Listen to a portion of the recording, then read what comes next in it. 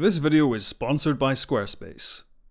In the late 1980s, the pop culture landscape was changed forever following the debut of Star Trek: The Next Generation. By its third season, the show had proven its detractors wrong by becoming a new definitive incarnation of the Star Trek franchise, which had previously been defined by the iconic trio of Kirk, Spock, and McCoy. The success of The Next Generation proved Star Trek could move beyond its foundations, and paved the way for future spin-offs Deep Space Nine, Voyager, Enterprise, and the full slate of modern shows we enjoy today.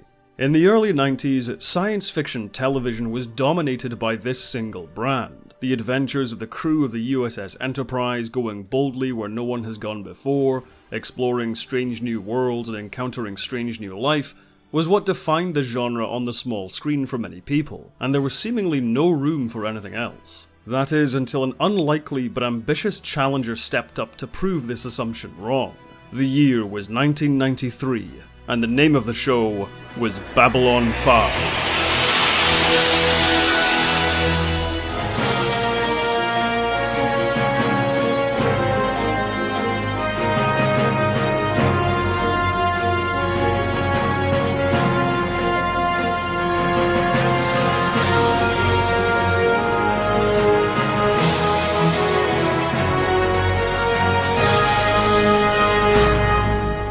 Joseph Michael Straczynski was born in Paterson, New Jersey, 1954. His ancestry was a mix of Polish and Russian, his grandparents having fled to America during the Russian Revolution. By his own accounts in his incredible and searingly honest autobiography, Straczynski's childhood was not a happy one. His father, whom he refers to as a drunken, abusive, and violent conman, had the family constantly on the move to avoid law enforcement and loan sharks. As somewhat of an escape from this dark early chapter in his life, Straczynski became an avid reader of science fiction and comic books, particularly Superman. In his teenage years, after escaping his dysfunctional home, he attended San Diego State University, where he tried to make his start as a writer. He penned several plays and contributed pieces to the campus's student newspaper. While at the newspaper, Straczynski acquired a reputation for writing impressively fast and often. In fact, he contributed so many articles to the paper, for a time the publication was nicknamed The Daily Joe. After graduating with a double major in sociology and psychology, with minors in philosophy and literature, he used his skills as a writer to find work in a wide range of fields, such as radio, newspapers, and he also wrote 3 novels. He eventually found work writing for animated shows, such as He-Man and the Masters of the Universe, as well as The Real Ghostbusters. Being familiar with animation led him to work on the series Captain Power and the Soldiers of the Future, which featured the pioneering use of computer-generated animation. Initially, Straczynski was only hired as a member of the writer's room, but over the course of production, he became the de facto head writer for the series. It was an incredibly ambitious show for its time. It sought to appeal to adults as well as children, featuring a healthy amount of action while also telling a dark and mature story. The show was also heavily pushed in merchandising, with a line of action figures and television games by Mattel. Although well received and enjoyed by a small fanbase, the show seemed destined for cult status only. The comic book-esque title turned away adult viewers who assumed it was a children's show, and many at the network deemed it too dark for kids. It was also an extremely expensive show to produce, an expense which wasn't justified due to its low ratings. Therefore, it was cancelled after only 1 season. While Straczynski's first stint as a major creative force behind a live-action show had ultimately ended in failure, it did provide Straczynski with some valuable lessons with regards to the practicality of running a science fiction TV show. It also connected Straczynski to producers John Copeland and Douglas Netter. The two of them were keen on working with Straczynski on another show, and as it turned out, Straczynski had the perfect pitch for them. In truth, the concept which would become Babylon 5 started as 2 different ideas. Being a fan of grand space opera novel series such as E. Smith's Lensman and Isaac Asimov's Foundation, Straczynski for a long time envisioned creating a science fiction television novel, a single grand story rich in scope and characters depicting the rise and fall of empires, which would be told over multiple seasons. Simultaneously, he envisioned a much smaller-scale science fiction drama, set aboard a space station as opposed to a travelling starship. Having worked on Captain Power and other shows which frequently went over budget, Straczynski took a leaf from more mainstream shows like medical dramas and police procedurals, which usually relied on a single location. Therefore, a science fiction show confined to a single space station could be responsibly produced and not go over budget while still telling great stories. The ideas had been rolling around in Straczynski's head for quite some time. He recalled, "Once I had the locale, I began to populate it with characters, and sketch out directions that might be interesting. I dragged out my notes on religion, philosophy, history, sociology, psychology, science, the ones that didn't make my head explode, and started stitching together a crazy quilt pattern that eventually formed a picture. Once I had that picture in my head, once I knew what the major theme was, the rest fell into place. All at once, I saw the full 5-year story in a flash, and I frantically began scribbling down notes." All throughout his work on Captain Power, Straczynski was refining a series bible for his idea. He set a number of goals for Babylon 5, saying, "The show would have to be good science fiction. It would also have to be good television. And rarely are SF shows both good SF and good TV. They're generally one or the other. It would have to do for science fiction television what Hill Street Blues had done for police dramas, by taking an adult approach to the subject. It would have to be reasonably budgeted, and it would have to look unlike anything ever seen before on TV, presenting individual stories against a much broader canvas. It had to take science fiction seriously, to build characters for grown-ups, to incorporate real science, but keep the characters at the center of the story. The show would have no kids or cute robots. The idea was not to present a perfect utopian future, but one with greed and homelessness, one where characters grow, develop, live, and die. One where not everything was the same at the end of the day's events. As Captain Power's Cancellation approached, Straczynski showed the series Bible to Netter and Copeland, who were extremely impressed with the material. With the series Bible in hand, they sought to find a home for the series. After shopping the project around for almost 5 years, they eventually took it to Warner Brothers, which at the time was looking for programming for their new primetime entertainment network, and Babylon 5 looked as though it could be their new network's flagship show. That being said, the Warner Brothers executives had a number of concerns. Firstly, that American viewer attention spans would be unable to keep up with a long-running narrative. Secondly, that if the show went into syndication, the episodes might be broadcast out of order. And thirdly, no other science fiction series outside of the juggernaut which was Star Trek had ever lasted beyond 3 seasons. However, despite all of these concerns, executive producer Dick Robertson at Warner Brothers believed in the strength of the story, and eventually a pilot was greenlit. This video is sponsored by Squarespace, the only tool you'll need to create a beautiful looking website for your business, portfolio, or online store. I used it to create my production company's website, and I didn't know the first thing about coding. I just found a template that worked for me and customized it using simple drag and drop tools. And now the process is even easier thanks to Squarespace's new Blueprint system. Choose from a variety of professionally curated layout and styling options, tailored to your own website and optimized for every device.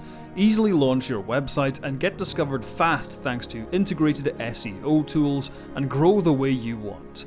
Jump over to Squarespace using the link below to start building your website, and use the coupon code RowanJColeman for 10% off your first purchase. Making up the main cast of this new show would be a diverse ensemble of aliens and humans.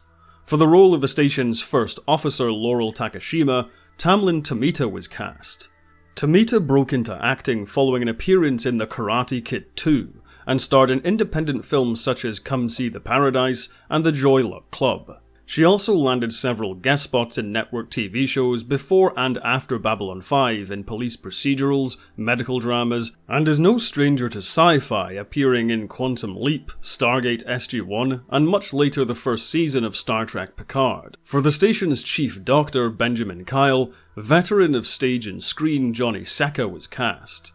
He had served in the British Royal Air Force in the 1950s before pursuing acting, landing a number of stage roles and bit parts in movies. He found success in the USA with roles in the sitcom Good Times and the movie Muhammad, Messenger of God. Playing the show's first on-screen telepath, Lita Alexander, was Patricia Tallman. Tallman worked throughout the 80s and 90s as both an actress and as a stunt performer, appearing in George A. Romero films such as Knight Riders and Creepshow 2. She also portrayed a possessed witch in Sam Raimi's Army of Darkness.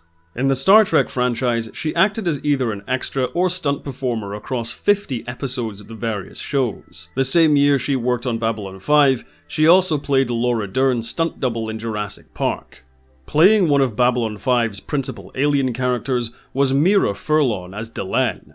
Delenn was originally meant to be a male character portrayed by a female actress to facilitate a planned change when Delenn would later transform into a female. Therefore, the makeup design for Delenn was far more masculine. However, the effect used to deepen Furlong's voice never properly worked, and so Delenn and the Minbari species as a whole were then envisioned as an androgynous people. The more masculine makeup remained, but Mira Furlong's voice was left unaltered. Furlong got her start in acting with the Croatian National Theatre Group in Zagreb. She landed regular roles on Yugoslavian television and went on to appear in the acclaimed film When My Father Was Away on Business.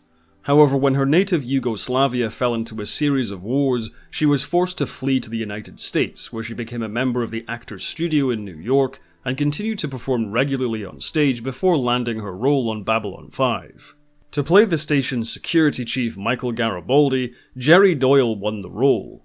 Doyle's career as an actor began quite late compared to his co-stars. He had previously worked as a corporate jet pilot and as a stockbroker before making an abrupt career change into acting. He landed recurring roles on Moonlighting and The Bold and the Beautiful before securing his first starring role on Babylon 5. A good friend to Michael Garibaldi on Babylon 5 would be Londo Mollari, played by Peter Jurasik. Jurasik had been working steadily as a guest in several TV shows including MacGyver and MASH, but his biggest claim to fame before Babylon 5 was as a semi-regular on Hill Street Blues. Londo's main adversary for the show would be Jakar of the Narn, played by Andreas Katsoulas.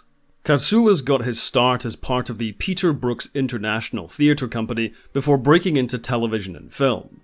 He famously played the villain Frederick Sykes opposite Harrison Ford in The Fugitive, and as the recurring villain Romulan commander Tamalok in Star Trek The Next Generation.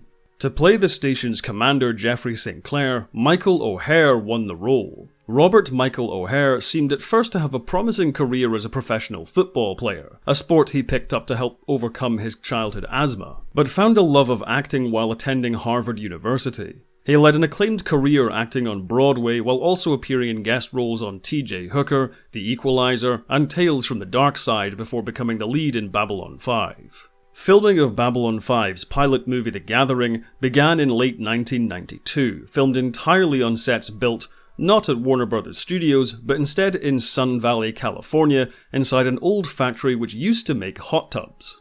A cost-saving measure for the production was in designing sets which could pull double or even triple duty as other locations. Production designer John Iacovelli and J. Michael Straczynski drew on their experiences in theatre to create sets which could be transformed into others within less than an hour. In total, the production used 16 standing sets, which could almost all be redressed as others. Straczynski also worked with the makeup effects artist John Criswell to create the numerous alien designs for the series. While the Minbari having bone heads, Narn being reptilian amphibian-looking marsupials, and the Vorlons wearing the encounter suits were all ideas which came from Straczynski, the genesis of the famous Centauri hairstyle originated from Peter Jurasik. It was also Jurasik who came up with Londo's trademark accent. Though depending on who tells the story, there exists an anecdote of Jurasik coming up with the hairstyle as a joke, which Straczynski took seriously. By the time the two figured out they were both kidding, the peacock-like ruff was already an iconic Centauri look. In contrast to most other film and television productions which even to this day shoot for extremely long days, sometimes up to 18 hours, producer Douglas Netter was insistent on a hard 7:30 p.m. wrap time. Rather than this hard deadline making the shooting schedule even tighter, instead the opposite effect occurred. Everything was just out of love, people were finding a way to make this happen. By the second or third day, things were going so well, and everyone was having such a great time. It was like we'd been shooting together for a year. As Jerry Doyle described, Netter ran the show like a tight ship. The amount of pages needing to be shot each day was ambitious, but easily achievable thanks to careful planning and consummate professionalism. Also, in contrast to other sci-fi shows of the day, was the choice to use CGI and other digital tools for the show's visual effects. Star Trek The Next Generation had toyed with using the same idea back in the late 80s, but eventually opted to use the tried-and-true motion-controlled miniature effects pioneered by Industrial Light and Magic. Although the results of these methods were usually of a high caliber, the process was an expensive and time-consuming one. Babylon 5 was a more modestly budgeted show, and couldn't afford to produce its visual effects in the same way. Therefore, the production enlisted the help of Foundation imaging to create the spaceships, space backgrounds, and the station itself with CGI. This strive to be on the cutting edge of technology also extended to the editing process as well. Rather than the cumbersome process of cutting negative, Babylon 5 used a fully digital editing suite to assemble episodes. To create the music for the pilot, the production enlisted Stuart Copeland of The Police to write the score. After a fast-paced production which saw the team pushing the technological envelope to finish on time and within budget, the first episode of Babylon 5 debuted on PTEN on the 22nd of February, 1993. Contrary to many other sci-fi franchises, the first episode of Babylon 5 is often overlooked by many fans. While it was the debut of the show, it also features a lot of elements which were drastically changed between the pilot and the actual series. Presentation-wise, The Gathering is certainly visually distinct, but in terms of production value, it definitely shows its age, particularly with the visual effects. I think the problem is more to do with the overall direction of the virtual sequences. The camera movements are eerily precise and functional. Virtual cameras were a new technology at the time after all, and so while the visual effects work overall, they lack the sense of artistry and craft which would later be seen in the actual series. That being said, I think the overall visual feel of this first film is a lot more dynamic than the rest of the series. Lots of coloured lighting diffusing through some inexplicable fog. In some places it almost comes off like an early Tony or Ridley Scott flick. The production design is a little more mixed though. There are some elements I like, such as the breathing masks and the big PPG rifles, but then there's these really bulky harnesses in the train cars. The dialogue scenes with these just feel really awkward, and I'm glad they were taken out later. The drive for that 90s music video aesthetic also leads to some weird stuff such as the constantly pulsing lights in the station's lifts. It's a bit odd. The makeup effects work is also a lot more inconsistent. Many of the background aliens come off as a bit cheap. The cast in general are all very good. Michael O'Hare makes a solid impression as a firm but kind and wise leader. Visually, he fits the bill as the traditional chisel-jawed space hero, but with none of the jingoism or ego. Instead, he's far more tempered than one may expect, and this interesting mix of demeanor and appearance makes him quite a compelling lead. Jerry Doyle emerges fully formed on screen as Garibaldi. He comes across as a character plucked right out of a modern-day cop show and dropped into an epic space opera. But it's his fast-talking, wisecracking, salt-of-the-earth style which really helps characterize this setting as definitely not the near-utopia audiences would be more accustomed to from the likes of Star Trek. G'Kar, Londo and Delenn are probably the most different in this pilot compared to the characters most fans know and love. G'Kar is effectively villainous and conniving, while also being pompous and camp. Londo in this first episode is almost played as completely comic relief. And Delenn is mysterious, ruthless, and sly. Takashima, Lita, and Dr. Kyle are solid members of the ensemble, but don't get as much to do compared with the others, especially Dr. Kyle. That's not to say the character is poorly written or performed, he just doesn't get those same moments of interesting dialogue or decisive action which Takashima and Lita do. The central plot for this first outing is quite gripping, with an assassination plot against Vorlon Ambassador Kosh, leading to Sinclair's framing and trial, and spiraling into a Vorlon fleet on the brink of wiping out the station. It starts things slow with effective intrigue filled with plenty of twists and turns, and then rapidly ratchets up the stakes for the finale. Initially the pace is quite slow, with many scenes having to work in exposition about the various races and the wider history of the universe. While a lot of this exposition does come across as a bit clunky, that's to be expected from a pilot episode. The second half, which reveals Sinclair's innocence and showcases the impending Vorlon attack, packs in plenty of good action and tension. It feels like a rewarding payoff to the viewer as all the plot threads and character arcs neatly resolve. That being said, there are enough dangling threads which foreshadow the potential of the show's stories. In terms of a showcase of what Babylon 5 later becomes, The Gathering is a decent, contained adventure. It succeeds in establishing the station as the focal point of a larger, epic narrative, and populates it with a strong ensemble. Thanks to Warner Bros. Marketing The Gathering as event television for their new network, and some savvy early online marketing from Straczynski, Babylon 5's pilot was a hit, bringing in 9.7 million viewers, and positive overall reviews from critics and audiences. It also took home an Emmy Award for its visual effects. While the show still required some fine-tuning, it was given the go-ahead for its first season.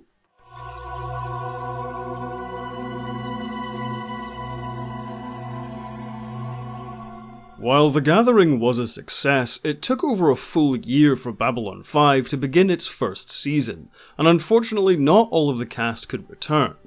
Between the end of the pilot and the green light for the first season, Tamlin Tomita had decided to pursue other career goals rather than playing a military character on a science fiction show, and so declined the offer to sign on for the first season. Johnny Secca was unfortunately in ill health toward the end of production on The Gathering, and likewise couldn't commit to the first season. Patricia Tolman also ran into scheduling conflicts. Rather than simply recast any of the roles, Straczynski decided to create new characters and keep Takashima and Dr. Kyle within the continuity of the series. During the in-universe one-year gap between the station coming online and the events of Season 1, it's assumed Takashima and Kyle were simply reassigned. In their place, Straczynski created the characters Susan Ivanova, Dr. Stephen Franklin, and Talia Winters. Ivanova was played by Claudia Christian. Christian made her debut on television in a small role on Dallas and continued to land guest roles on shows such as Quantum Leap and Murder, She Wrote, before becoming a series regular on Berringers. She also made several film appearances in Clean and Sober, Never on Tuesday, and The Hidden before joining Babylon 5. Dr. Stephen Franklin was played by Richard Biggs. After cutting his teeth in theatre, regularly performing Shakespeare, Biggs landed a role in the soap opera Days of Our Lives, which he acted in for 7 years before joining Babylon 5. Replacing Lita Alexander as the station's resident telepath was Talia Winters, played by Andrea Thompson. Thompson made an impression on audiences as the scheming Janelle Erickson in the final season of soap opera Falcon Crest. She also had a guest role in Quantum Leap and had appeared in several films before Babylon 5. Also joining the cast in Season 1 were the recurring characters Veer, played by Stephen Furst, and Lanier, played by Bill Mumy. Stephen Furst gained recognition for his comedic performance in National Lampoon's Animal House before becoming a regular on Saint Elsewhere. Bill Mumy had been acting since he was only 6 years old, having appeared in The Twilight Zone, Alfred Hitchcock's Presents, and most famously as Will Robinson in Lost in Space. While the production of Season 1 managed to hold on to most of the crew from The Gathering, there were 2 exceptions. Makeup effects artist John Criswell was unavailable for the first season, and so he was replaced by John Vulich. Vulich worked with Straczynski to refine some of the alien designs, making the Narns less angular, the Minbari no longer androgynous, and also getting rid of the less successful background alien designs. Straczynski and the producers were unsatisfied with Stuart Copeland's music, and so for the series they hired composer Christopher Franke. Being a former member of the group Tangerine Dream, Franke was a pioneer in using electronically synthesized instruments for his scores, having previously experimented with the techniques in Roland Emmerich's Universal Soldier. Once again using the cutting-edge technology of the day, the work of creating the music was split between the US and Germany using the internet. Franke would remain in California while conducting the Berlin Symphonic Orchestra for the acoustic components of each track. The files would then be sent over to Franke through the internet, where he would then assemble and mix the tracks together. Christopher is an interesting person to work with in that he is completely flat affect. You say to him, Chris, I need this huge, monstrous score over here, just big, big, big. Yes, I will do this. You know. And walk away and come back with this incredible composition. Maybe it's the German in Christopher, but if he tells you he's going to deliver on a certain date, he will deliver it on a certain date. I love the deadlines. Without deadlines, I would be lost. When something really melts together and picture and sound becomes like one unity, then I know I'm done. Chris is one of these indomitably cheerful, nothing is a problem kind of people. This is another indication of the kind of guy that Christopher is. He is quite remarkable. Season 1 of Babylon 5 is a solid inaugural year for the series, but it's also evident the show is still finding its feet. Caught between the vision of its creator and the conventional wisdom of the studio executives overseeing the production, Babylon 5's first season is mostly made up of episodic sci-fi adventures. But this familiar format helps make the big departures from the expectations of the day all the more impactful. There's a healthy mix of political intrigue stories driven by the characters, such as Midnight on the Firing Line, and fun, pulpy slices of action-adventure like Infection. Featuring more flawed and nuanced characters means even the weakest episodes of the season have something to enjoy from a character perspective. Sinclair and Garibaldi continue to be strong, with Londo, G'Kar, and Delenn solidifying into the characters fans came to know and love. In a way, the healthy balance of standalone episodes and foreshadowing arc-heavy installments makes Season 1 quite rewarding to watch in retrospect. Seemingly innocuous elements from the B-plots of one-off stories come back sometimes 2 years later and reveal themselves as crucial to the grander narrative of Babylon 5. The more overtly signposted arc for the season, though, concerns Commander Sinclair, and the time he can't account for during the Battle of the Line. This is a story arc which unfortunately wasn't able to go in the direction J. Michael Straczynski originally envisioned, for reasons we'll get into later. However, that doesn't mean the arc is unfinished, or all this setup goes to waste. What it does do is raise a number of questions for the viewer about specific characters and the status quo of the established universe. Delenn and the Minbari, while presented as wise sages and disciplined warriors, also carry an air of suspicion about them. Did they end the war with humanity out of a sense of altruism, or is there something more nefarious at play? Does Delenn really care about Sinclair as a person, or merely as an asset? Is Delenn a valuable ally, or a secret villain? It's a story thread which adds a lot of subtext to Sinclair's scenes with Delenn and the Minbari, and overall is quite a compelling mystery. Other seemingly standalone episodes succeed in telling good stories, but also work to set Babylon 5 wholly apart from the more pop-culturally dominant Star Trek. The first of these is Mind War, which is the first real episode dedicated to exploring the PsiCorps. The history of telepaths on Earth and the presence of the PsiCorps adds a lot of nuance to the world building and characters of the series. While the viewer is predisposed to naturally seeing Earth Force and humanity as the quote-unquote good guys, the PsiCorps puts all of that into question. The plight of telepaths being forced into joining an authoritarian organization with Orwellian overtones just because of how they were born is truly a sympathetic one. However, the inherent mistrust of telepaths and the hysteria which created the PsiCorps is also understandable. It's not a strictly black and white subject and allows stories surrounding the PsiCorps to explore more interesting territory rather than potentially falling back on the blunt and/or clumsy racism metaphor it could have been. Mind War sees a former lover of Talia Winters, Jason Ironheart, fleeing to the station while on the run from Psi-Cop Alfred Bester, played to excellence by Star Trek's Walter Koenig. The character was lovingly named after the author Alfred Bester, who wrote the novel The Demolished Man, a story which depicts a society rife with telepaths, organised in a virtually identical setup to the PsiCorps in Babylon 5. In truth, Koenig's Alfred Bester makes his best appearances later on in the show, but in Mind War we get to see flashes of this smarmy demeanour and ends justify the means philosophy, as well as verbal or rather mental clashes with Michael Garibaldi, which would come to solidify the character as a fan favourite. Anatomically impossible, Mr. Garibaldi, but you're welcome to try.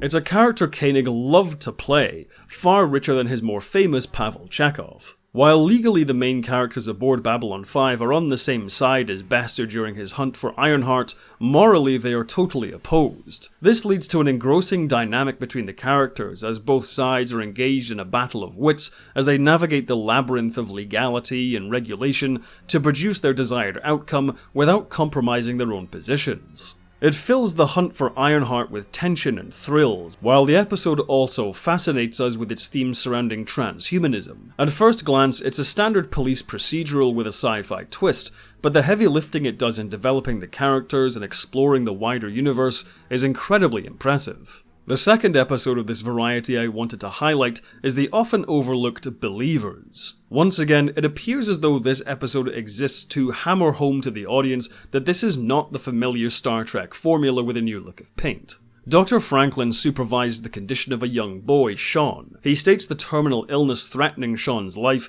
can be cured with a simple operation. However, the boy's parents strongly object on religious grounds. It's fitting the episode was written by David Gerrold, a Star Trek veteran, as this setup feels like something lifted right out of Star Trek The Next Generation, and it's easy for the audience to assume they know how events will play out. However, rather than the story framing the parents as backwards religious fanatics who need to be taught a lesson by the more scientifically knowledgeable Dr. Franklin, the theme being explored for the most part is more about tolerance. Whether Franklin or Sinclair have the right to supersede the beliefs of another culture when those beliefs conflict with their own. Nevertheless, the predictable plot of Franklin going rogue to perform the operation anyway, and the parents seemingly learning to accept the outcome, fits the expected formula, even if well executed. That is until Dr. Franklin discovers the parents' real intentions, and we're met with the truly shocking ending where Sean is ritually murdered by his own mother and father. Rather than a filler episode which conveys a simplistic moral lesson,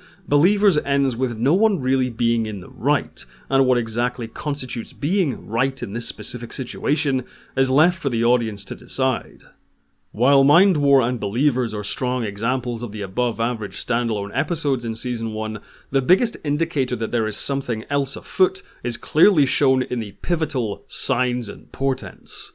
At first glance, Signs and Portents is merely the payoff to the Raiders plot, stock bad guys whenever an episode needed to inject some action into the story. And while they serve the same purpose here, escalating into a large-scale dogfight outside the station, the real meat of the episode deals with a stranger who visits Babylon 5 named Mr. Morden. With no indication as to who he represents or who gave him authorization, he visits each ambassador on the station, cryptically asking the question, "What do you want?" For much of the episode, the viewer is kept off balance by these seemingly separate plot lines running in parallel. We follow the station command staff combating the raiders as they've done many times before, but the scenes following Morden intrigue and unsettle. Ed Wasser, who previously appeared as an unnamed technician in The Gathering, makes a real impression as Mr. Morden. Dressed in a sharp suit and brandishing a bright smile, but always with a sense of something sinister and dark bubbling beneath the surface. He comes across like a character from folklore, someone who will promise you the world, but with dire unforeseen consequences. But it's the ending of the episode which makes the biggest statement about Babylon 5 as a show going forward. After the Raiders are revealed as part of a scheme hatched by Lord Kiro to usurp the Centauri throne, the sudden betrayal by the Raiders leads us into the expected episode wrap-up. The viewer feels as if they can relax, confident in all apparent loose ends being tied off, until... What the hell?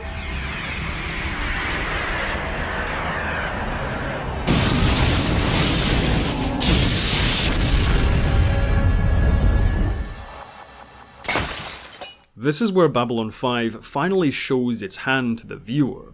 This is not a series of interconnected plots, but a large web of stories and characters all being drawn to a single conclusion. What exactly that conclusion is, however, remains to be seen. The ramifications of Signs and Portents is also what makes the later Babylon Squared much more palatable. When the long-lost Babylon 4 reappears in Sector 14, Sinclair and Garibaldi go to investigate, finding the original crew having been plucked out of time and driven partially mad by flashes of their possible futures and established pasts. Compounding the mystery is a bizarre alien called Zathras who apparently knows who Sinclair is. It's a truly strange episode which throws a never-ending stream of questions at the characters and the viewer. Although Garibaldi and Sinclair succeed with their rescue mission, all of the major questions brought up go unanswered. It's a real gamble for a show which wasn't necessarily guaranteed a second season, but thanks to the precedent set by Signs and Portents, the audience is left confident that the mystery will one day be solved. A further precedent for the show is set by the first season's two-parter, A Voice in the Wilderness. During a routine survey of Epsilon 3, the planet Babylon 5 orbits, an advanced intelligence is suddenly revealed as hiding beneath the surface. This prompts the rampant curiosity of the various ambassadors, arrival of an Earth Force cruiser, and the return of an ancient alien race laying claim to the great machine inside the planet. As well as being a thoroughly enjoyable slice of sci-fi action-adventure packed with ancient alien booby traps, space battles, and compelling character arcs, A Voice in the Wilderness sets a precedent that the assumed status quo of the series is always up for potential change. Epsilon 3 up until this point was simply a background detail, an anonymous barren rock to add texture to the space vistas. It's representative of the show's larger ethos. If something so apparently inconsequential can hide such a big secret, what else could be lurking in the unexplored corners of the galaxy? Both of these precedents then collide in the season finale Chrysalis.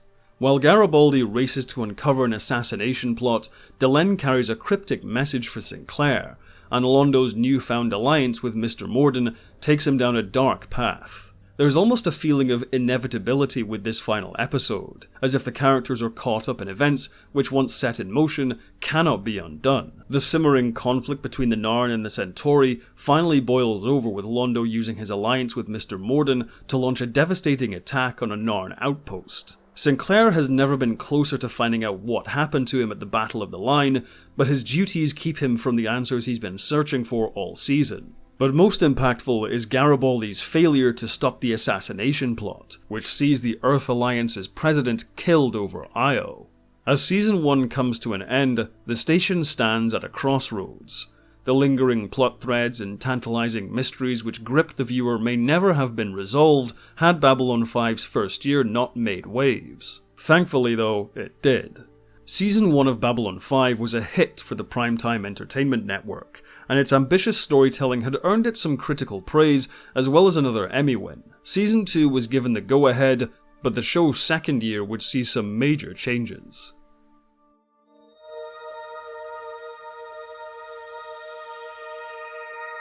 Before production of Babylon 5's second season could begin, J. Michael Straczynski was met by Michael O'Hare to discuss the actor's sudden departure from the series. Unbeknownst to the rest of the cast and crew, O'Hare had been suffering from schizophrenia throughout the first season, and while he had been able to manage his condition initially, halfway through filming that year, his condition suddenly worsened, leading to erratic behaviour and bouts of paranoid delusions. Straczynski and O'Hare had become close friends by this point, and so Straczynski offered to suspend filming for a few months while O'Hare sought treatment. O'Hare, however, didn't want to risk jeopardizing a second season and risking his colleagues' jobs. Thus, he decided to leave the show.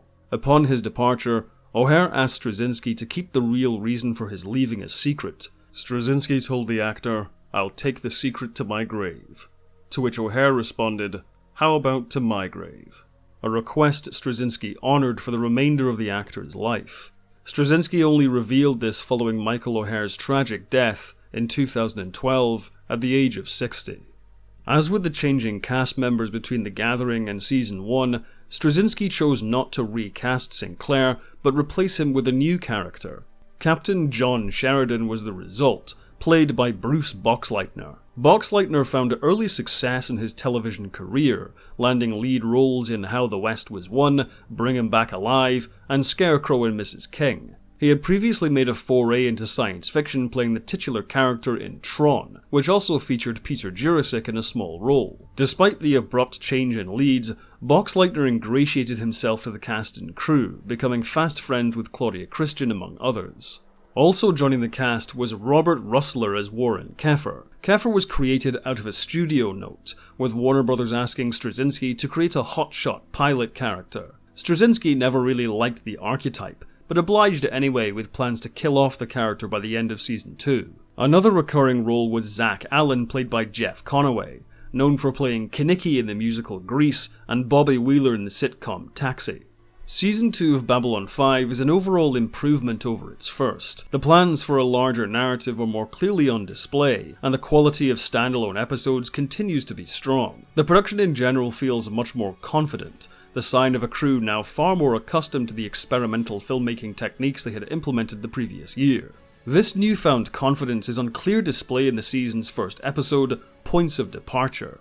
It almost serves as a second pilot for the show, and I've used it myself to introduce friends to the series. Ivanova catching Sheridan up on all the recent events showcases to the fans how the status quo has been changed, but also allows potential newcomers to get to grips with the setting and characters. It also lets Boxleitner and Straczynski illustrate how different Sheridan is compared to Sinclair. While Sinclair was the diplomat and poet, Sheridan is a jarhead, a soldier, an all-American chisel-jawed space hero who socks bad guys on the jaw and hits home runs in his spare time. In some respects, the character is in danger of falling into a tired stereotype, but Boxleitner's emotional sincerity, the character's passionate drive, and a number of fun eccentricities in the character makes him quite an endearing lead.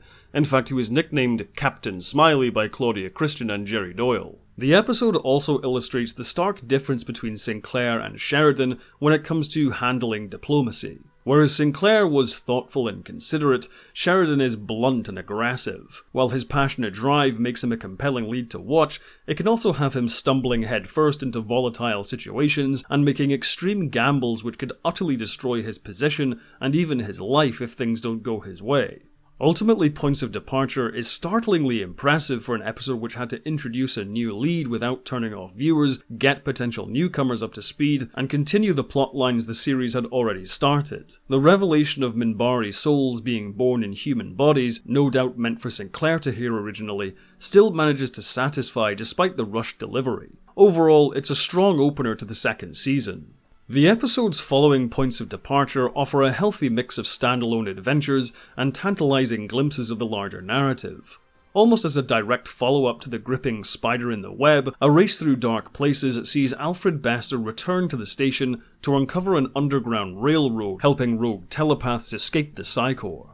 Although Walter Koenig made a real impression as the character in Mind War, A Race Through Dark Places truly crystallizes Bester as the arrogant, goose-stepping sleuth fans love to hate. Not only does he believe in the Corps completely, he also sees telepaths as inherently superior to ordinary humans, and his seething contempt for having to work around those he sees as beneath him radiates from every single word he utters. To him, human beings are merely a means to an end, playthings for him to manipulate so he can achieve his goals. The battle of wits between the crew and Bester is further complicated by Dr. Franklin being revealed as a key figure in the Underground Railroad, and Talia Winters beginning to question her allegiances. As mentioned before, Talia sees the PsiCorps, despite its obvious Orwellian and fascistic overtones, as her home.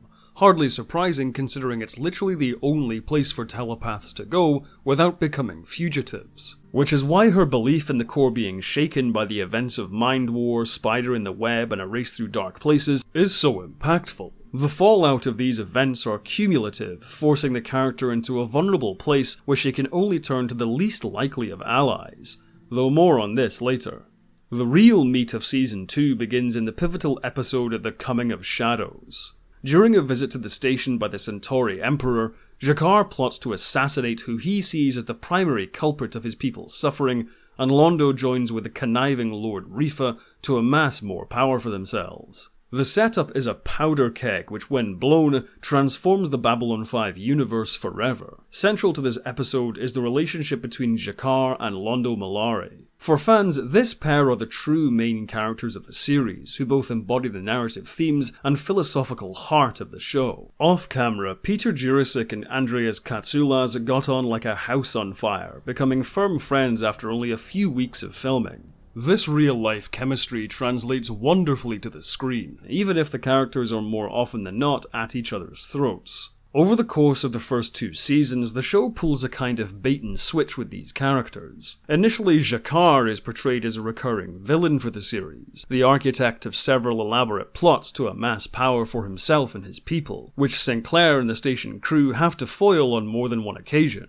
His innate pomposity and his alien appearance set him up as the brutal alien conqueror familiar to anyone with even a passing familiarity with pulp-era science fiction. Londo Mollari, on the other hand, with his over-the-top hairstyle, eccentric accent, and penchant for women and wine, makes him much more likeable and endearing to the audience. Early on he functions as comic relief in many episodes, but this dynamic starts to shift during the first season and is a complete 180 during the second. This change first begins in the aforementioned episode Mind War. The B-plot of the episode concerns Sinclair's lover Catherine Sakai, whose attempt to launch a survey mission of the planet Sigma 957 is shot down by G'Kar. Sakai's accusations that G'Kar is blocking her mission out of either spite or a desire to exploit the world's resources for the Narn are perfectly in line with his reputation thus far. However, when G'Kar later stages a rescue after Sakai runs afoul of an incomprehensibly powerful and ancient alien presence, we see how G'Kar may not be the person we thought he was. Instead, he reveals a wiser and philosophical side of himself, which carries with it an unexpected sense of warmth and even kindness. There are things in the universe billions of years older than either of our races. They are vast, timeless, and if they are aware of us at all, it is as little more than ants. That's all you know? Yes. They are a mystery. And I am both terrified and reassured to know that there are still wonders in the universe, that we have not yet explained everything.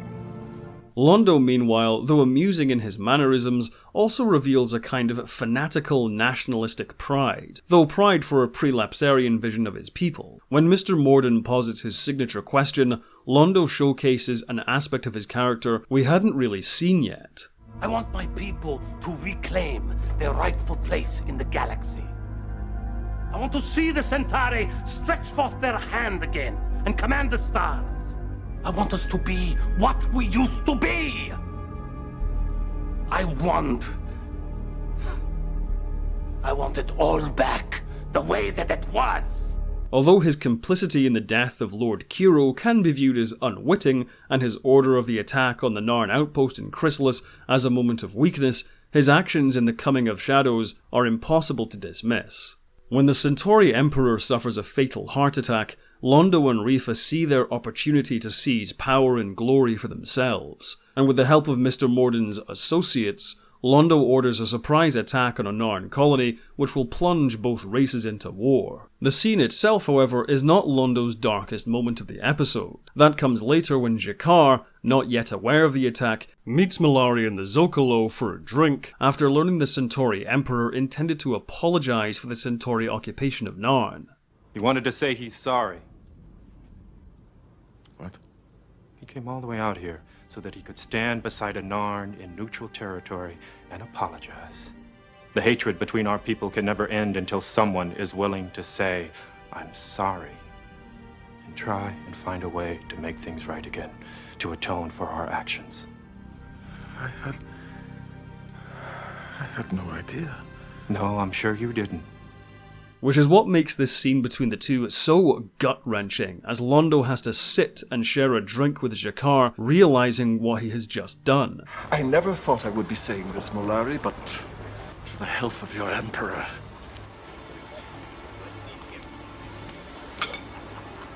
To the Emperor. And thank you.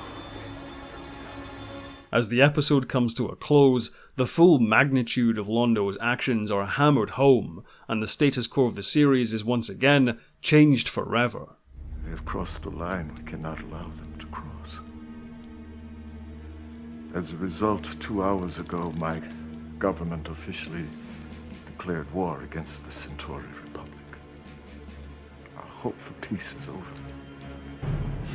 We are now at war. Now at war.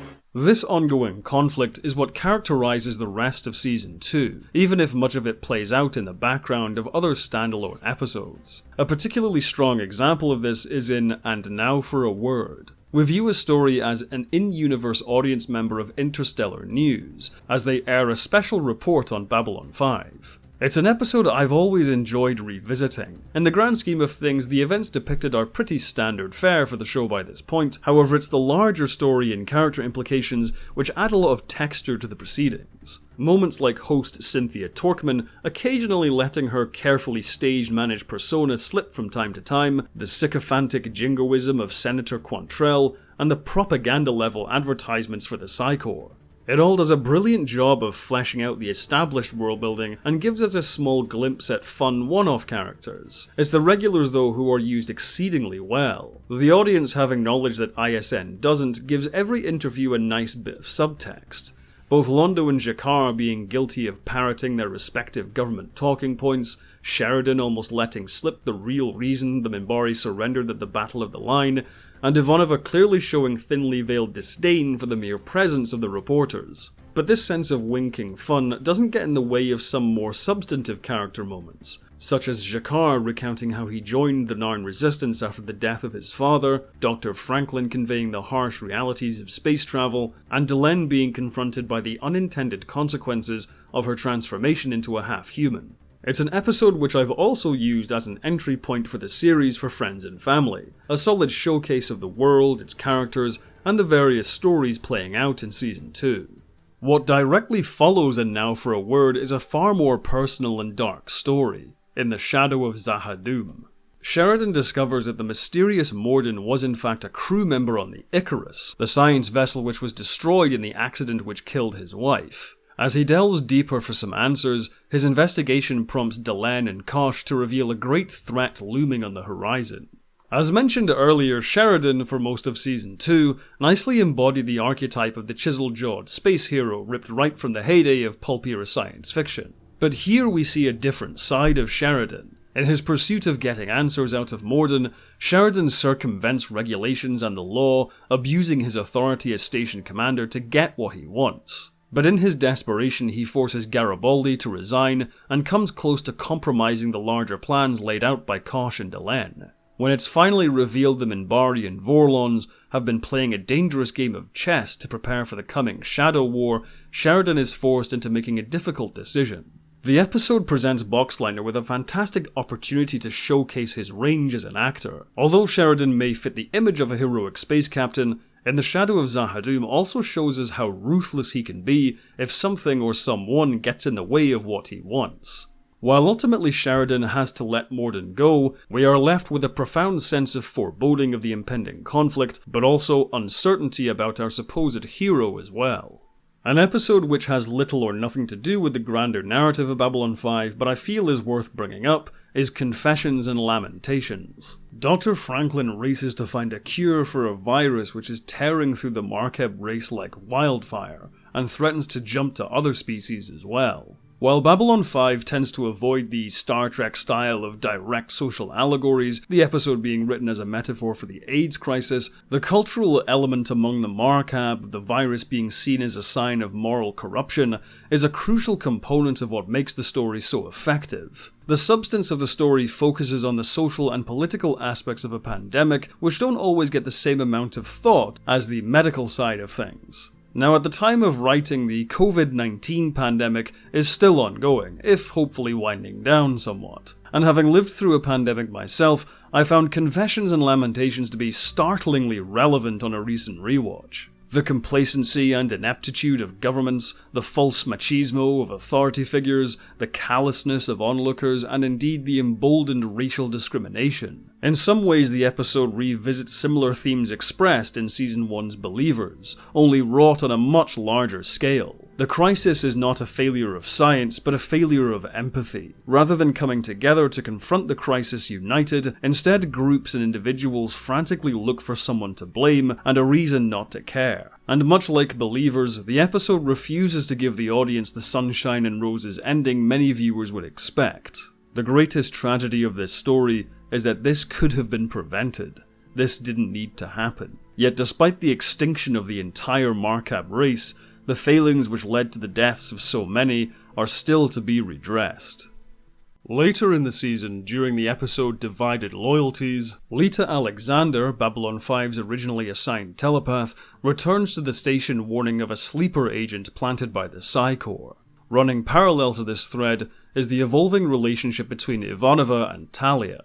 It's fairly obvious when viewing the episode, and has been confirmed multiple times since, that Ivanova and Talia were meant to be bisexual characters, who end up in a romantic relationship by this episode. However, due to a fear of backlash from conservative viewers and/or studio executives, this relationship is never definitively depicted on screen, which is a shame because it has all the makings of a very compelling journey for both characters. Ivanova and Talia begin the series on opposite ideological sides concerning the PsiCorps. While Ivanova sees it as a brutally oppressive and cruel organization which took her mother from her, Talia views the Corps as her home. As Talia's view of the PsiCorps changed, she confided in Ivanova, and as is revealed in Divided Loyalties, Ivanova herself is a latent telepath. The creative potential for where this relationship and the associated character arcs could have gone is extremely tantalizing. Unfortunately, this potential was never met due to the departure of Andrea Thompson.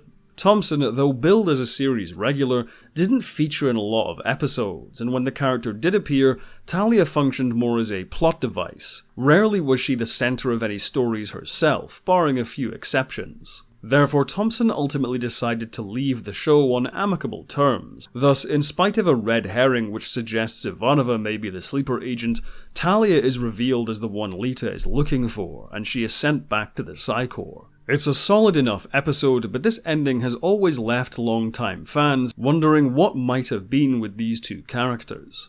Returning to the larger political stories of Babylon 5, we eventually come to the end of the Narn Centauri War in The Long Twilight Struggle.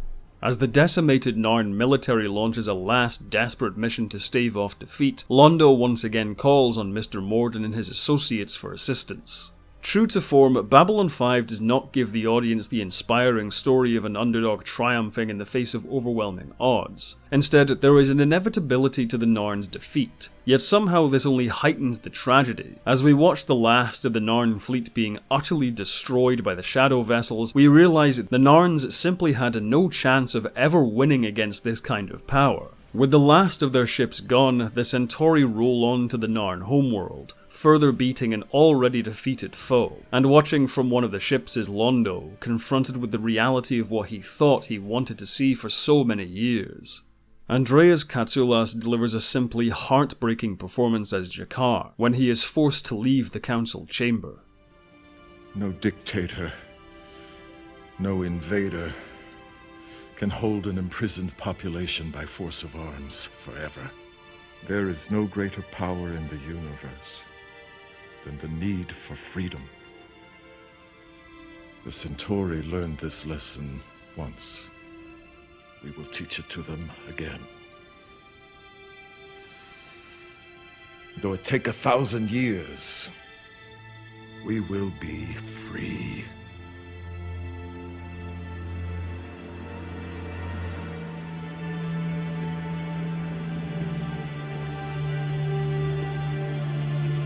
Following this tragic end to the Narn Centauri War is one of my personal favourite episodes of the entire series, comes the Inquisitor. To ensure Delenn is ready to be a leader in the coming Shadow War, Kosh enlists the mysterious Sebastian to put her through a strange and brutal trial which could potentially end her life. The episode's placement in the series is a wise one. Having been engrossed in an epic storyline with fleets of spaceships being blown to bits and planets bombed back to the Stone Age, Comes the Inquisitor is a welcome change to a much more contained, personal story.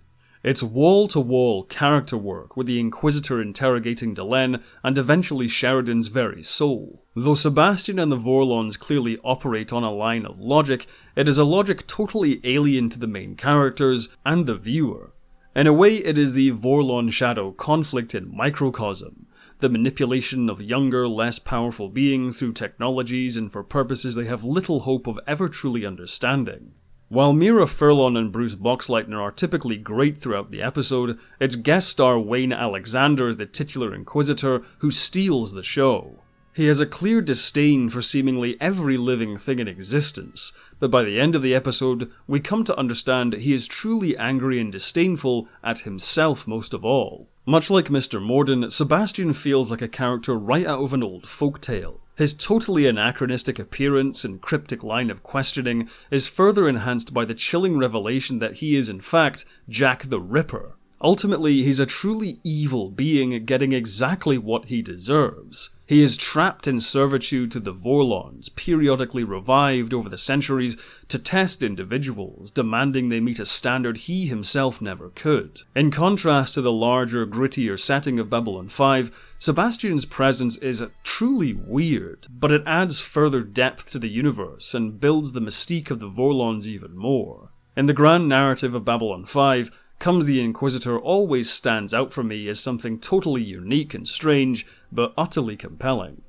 Also true to form, the finale of Babylon 5's second season is another large shake-up to the status quo, with further twists and revelations. Once again, it seems as if the main characters are caught up in events they are too powerless to stop. As the galaxy spirals out of control around them, they come to the realization that Babylon 5 has failed in its mission, and with the shadows on the horizon, the next year of Babylon 5 would go to darker places than ever before.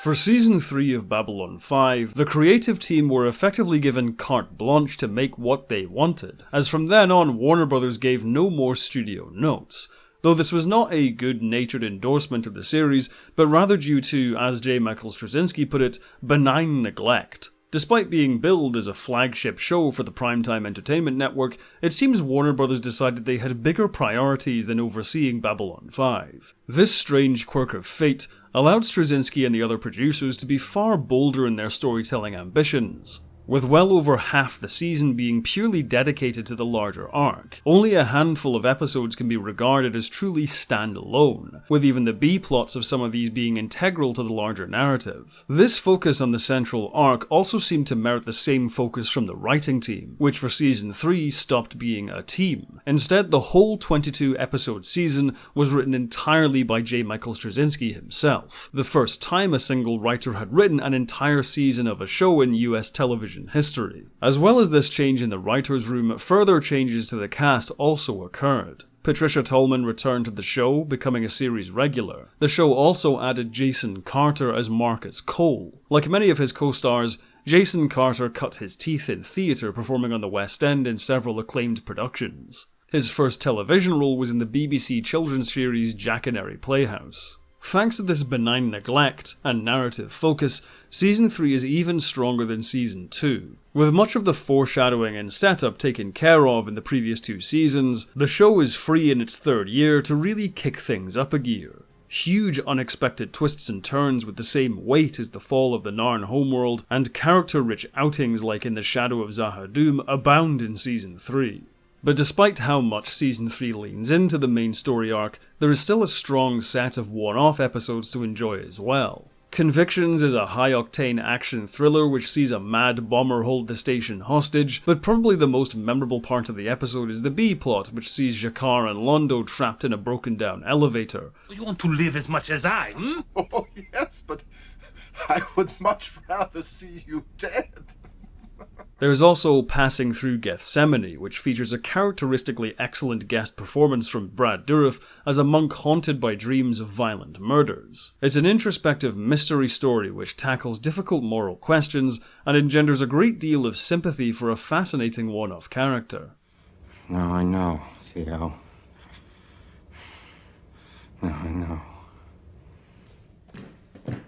And once again, the brilliant G'Kar-Londo relationship is used to its fullest in the terrific Dust to Dust. I have nothing to say to you! Oh, but there's so much more to see, Molari. How does it feel to be helpless? To be the victim? However, the true watershed moment for the season and the series as a whole comes at the point of no return. Although the Shadow War is Babylon 5's main story arc, I think most fans would agree the far more compelling thread concerns the Earth Alliance and the rise of President Morgan Clarke. Ever since the assassination of President Santiago at the end of Season 1, the second and third season quietly build a sense of rising tension which finally breaks in Season 3. What first appears to be an espionage plot soon gives way to a story concerning the rise of a fascist totalitarian regime on Earth. With direct inspiration taken from George Orwell's 1984 and references to dark chapters of history like the rise of Nazism and the Red Scare paranoia of McCarthyism, the President Clarke story arc is one which hits far closer to home than the more eldritch Lovecraftian threat of the shadows. The brilliance of this arc, though, is how subtly it's woven into the background of the show. The arrival of Nightwatch with its platitudes of fostering a healthy community seems appealing at first, until its personnel start acting more like a secret police force. 2 more shop owners have openly criticized presidential decisions. Have you nothing to report? I guess I haven't been thinking in those terms. I'm not sure I'm really comfortable with it. Well, let's make it easy for you, shall we? Can you verify the report about the store owner that I mentioned? He's already been named, so you wouldn't be adding anything new, just confirming what we already know. I guess, I mean, yeah, I heard him talking, but it's just talk. That's fine. And the new ministries created back on Earth reveal themselves as a means of creating propaganda and stamping out dissent. Earth doesn't have homeless. Excuse me? We don't have the problem. Poverty? It's the same. Crime? Yes, there is some, but it's all caused by the mentally unstable. And when exactly did all this happen? When we rewrote the dictionary. What makes this arc so effective is just how quietly all of the pillars of tyranny fall into place. Though there are attempts at gathering evidence and getting it to the right people, there's an assumption that the system will not fail, that the press will expose the truth, and the courts will exact proper justice. But by the end of the episode of Messages from Earth, it becomes clear the situation is far more dire than originally thought. Although Mr. Morden and the Shadows play a part in President Clarke's rise to power, it's also clear that they are merely exploiting attitudes and ambitions which already existed within the Earth Alliance government. And far sooner than anyone was prepared for, this newly installed tyrant flexes his power, declaring martial law and brutally quashing any attempt at organized resistance. With Earth Force ships firing on one another and Star Furies bombing civilian targets, the situation quickly comes to a head in the episode Severed Dreams.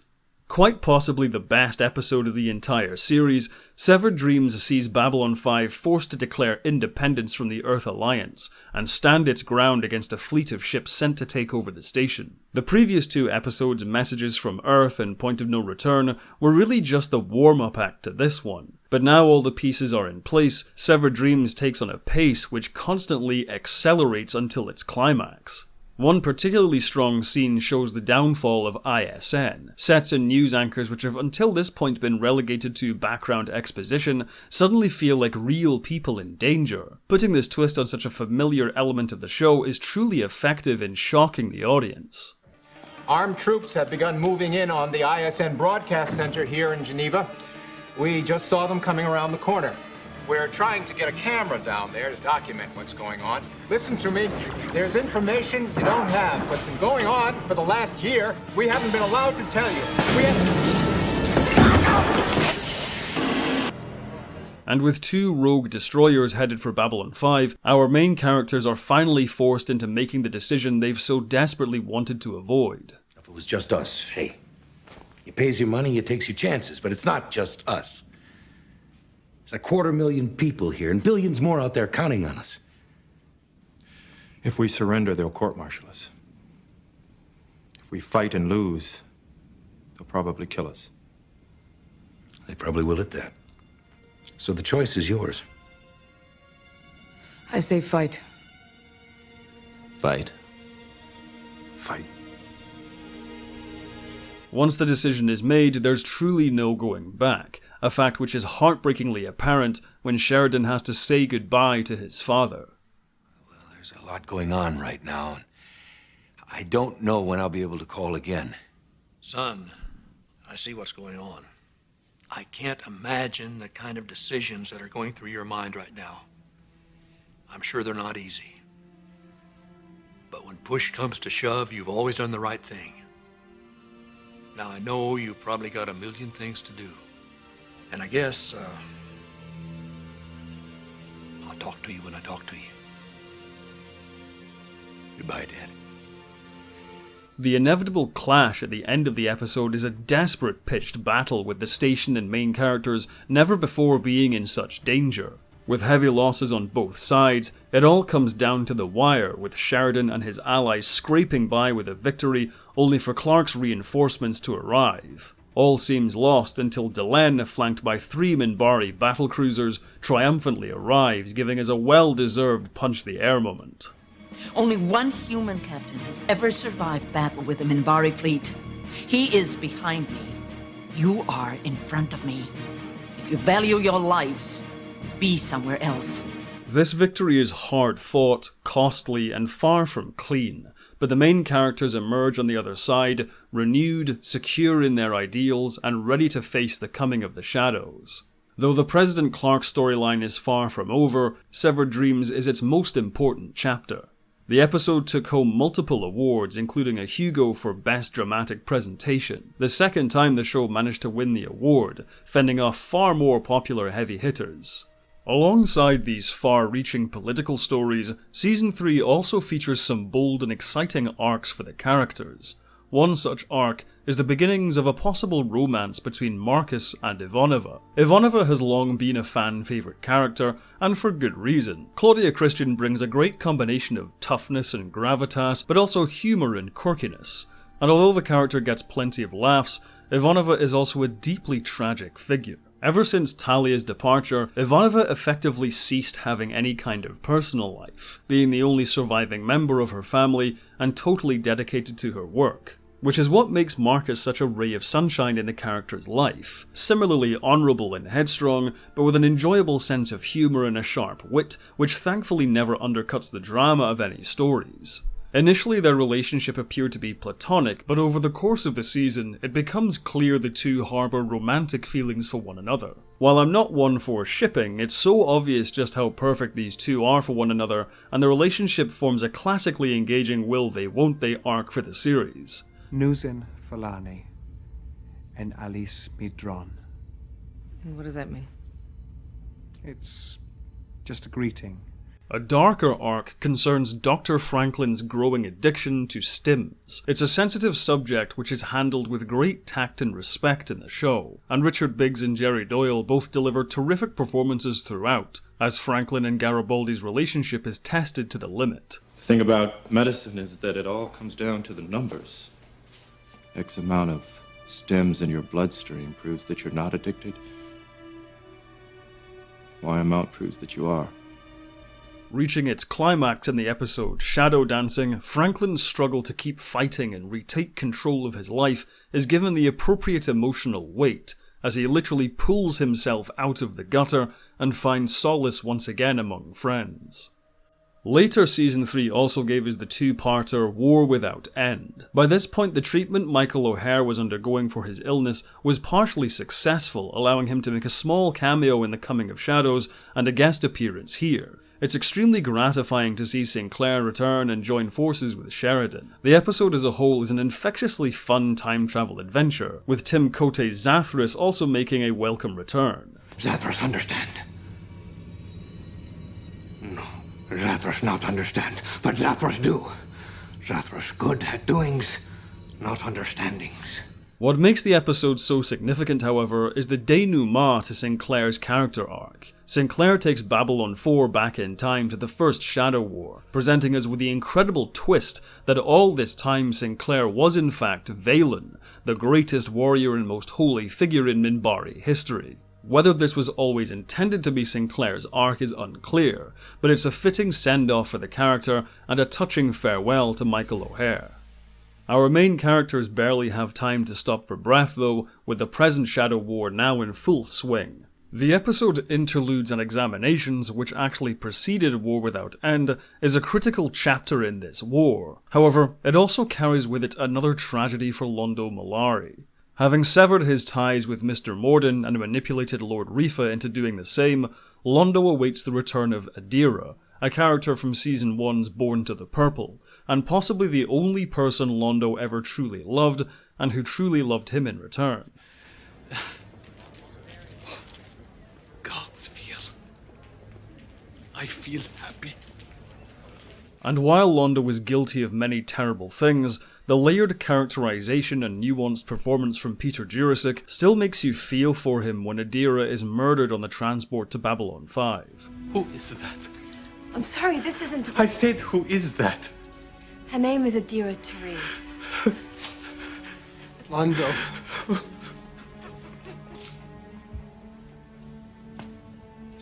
The episode also features Sheridan's showdown with Kosh. After trying to convince the Vorlons to fight the Shadows directly and being met with more riddles and obfuscations, Sheridan finally has enough. Unless your people get off their encounter-suited butts and do something, I've got nothing to lose. How many more? How many more, Kosh? How many more dead before you're satisfied, huh? Maybe one more death. Will balance out the books.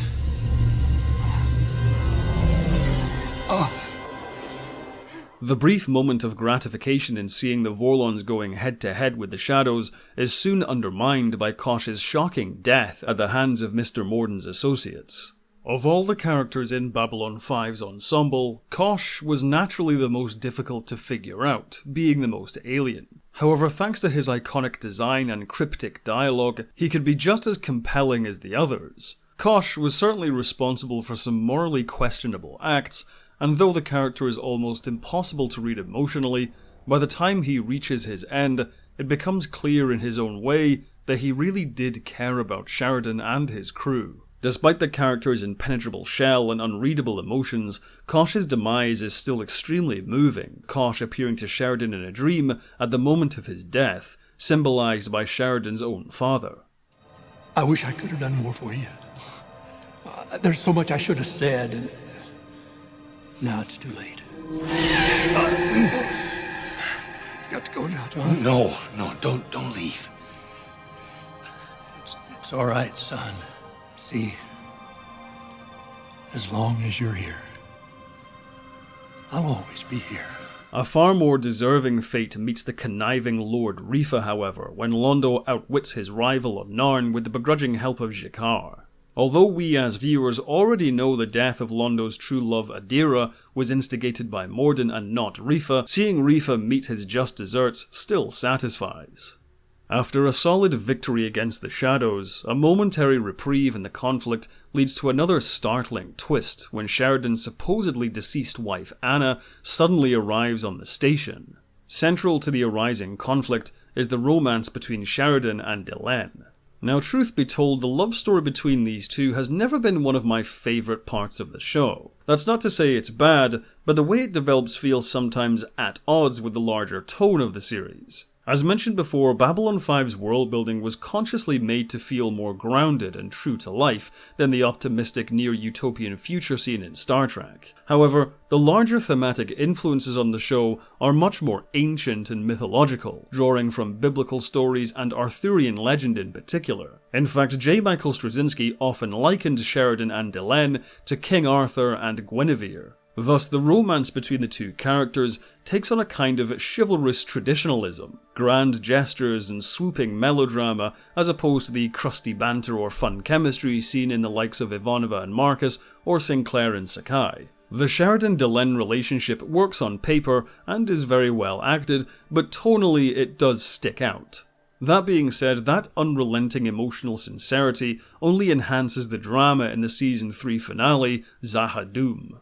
Seeing Sheridan, a man who wears his heart on his sleeve, torn between the memory of his love for Anna and his present love for Delenn, really engenders a lot of sympathy for the character. But while we have sympathy for Sheridan, our suspicion of Anna only grows. Walking into what is most certainly a trap, Sheridan finally understands the conflict between the Vorlons and the Shadows as a conflict between order and chaos. The Shadows essentially believing in a kind of social Darwinism, from their point of view helping the races of the galaxy by ensuring only the strongest and smartest survive, whereas the Vorlons impose their order, manipulating the younger races to see them as natural leaders or even gods.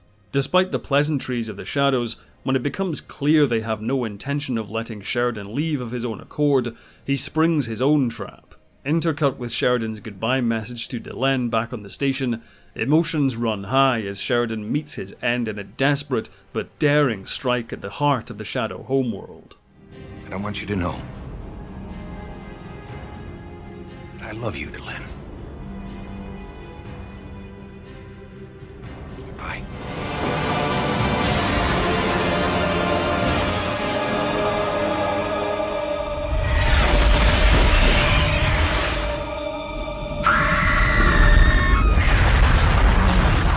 Not since the cliffhanger to Star Trek The Next Generation's Best of Both Worlds have the stakes in sci-fi television been so high and the future of the series so uncertain.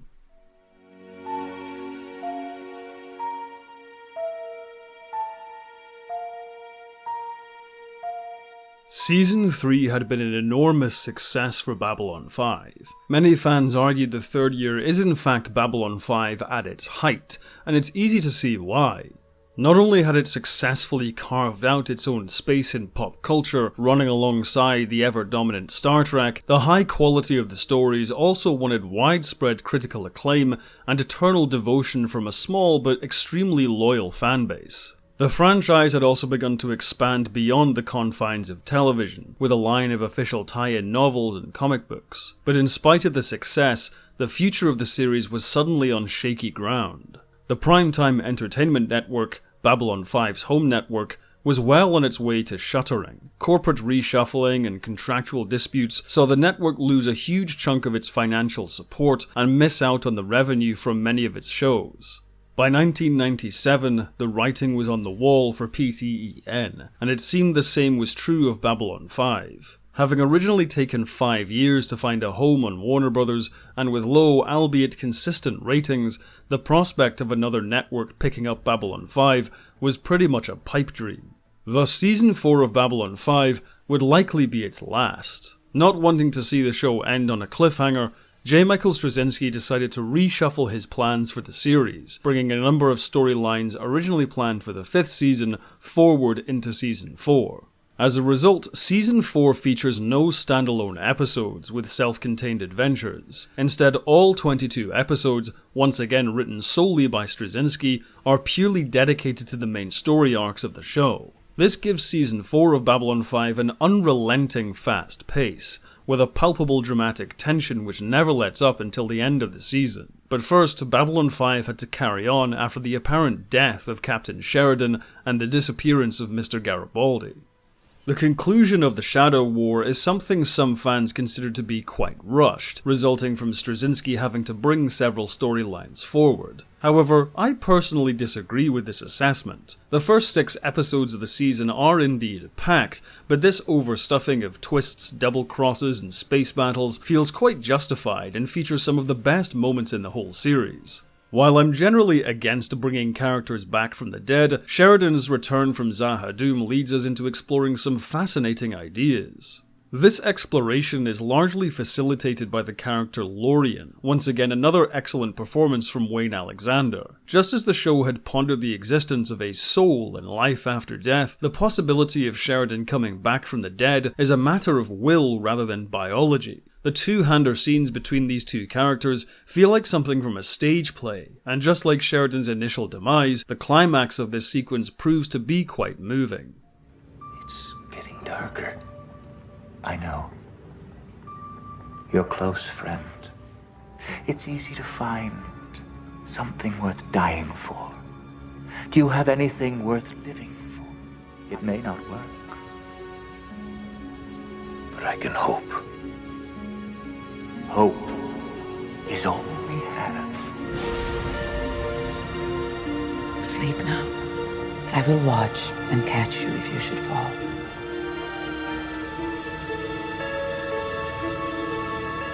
Meanwhile, Londo and G'Kar once again steal the show with their own plotline on Centauri Prime.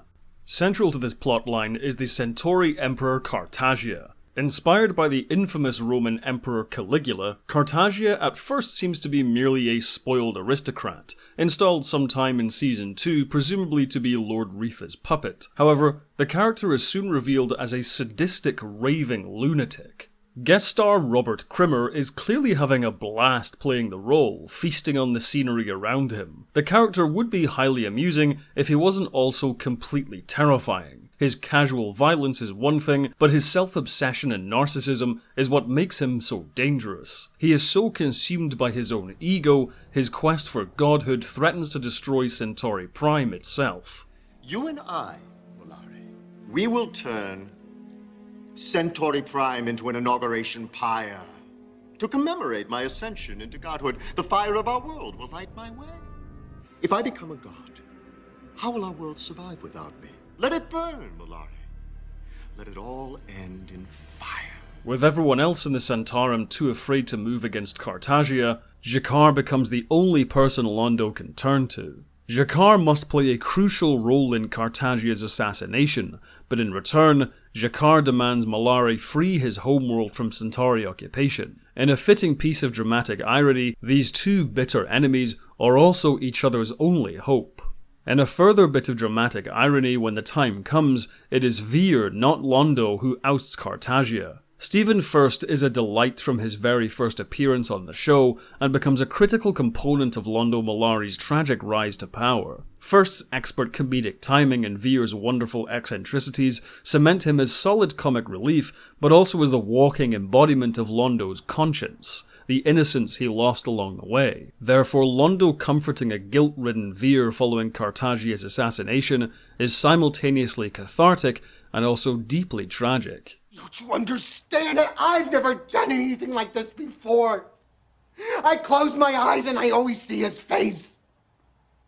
Don't you know that all I ever wanted was just a good job?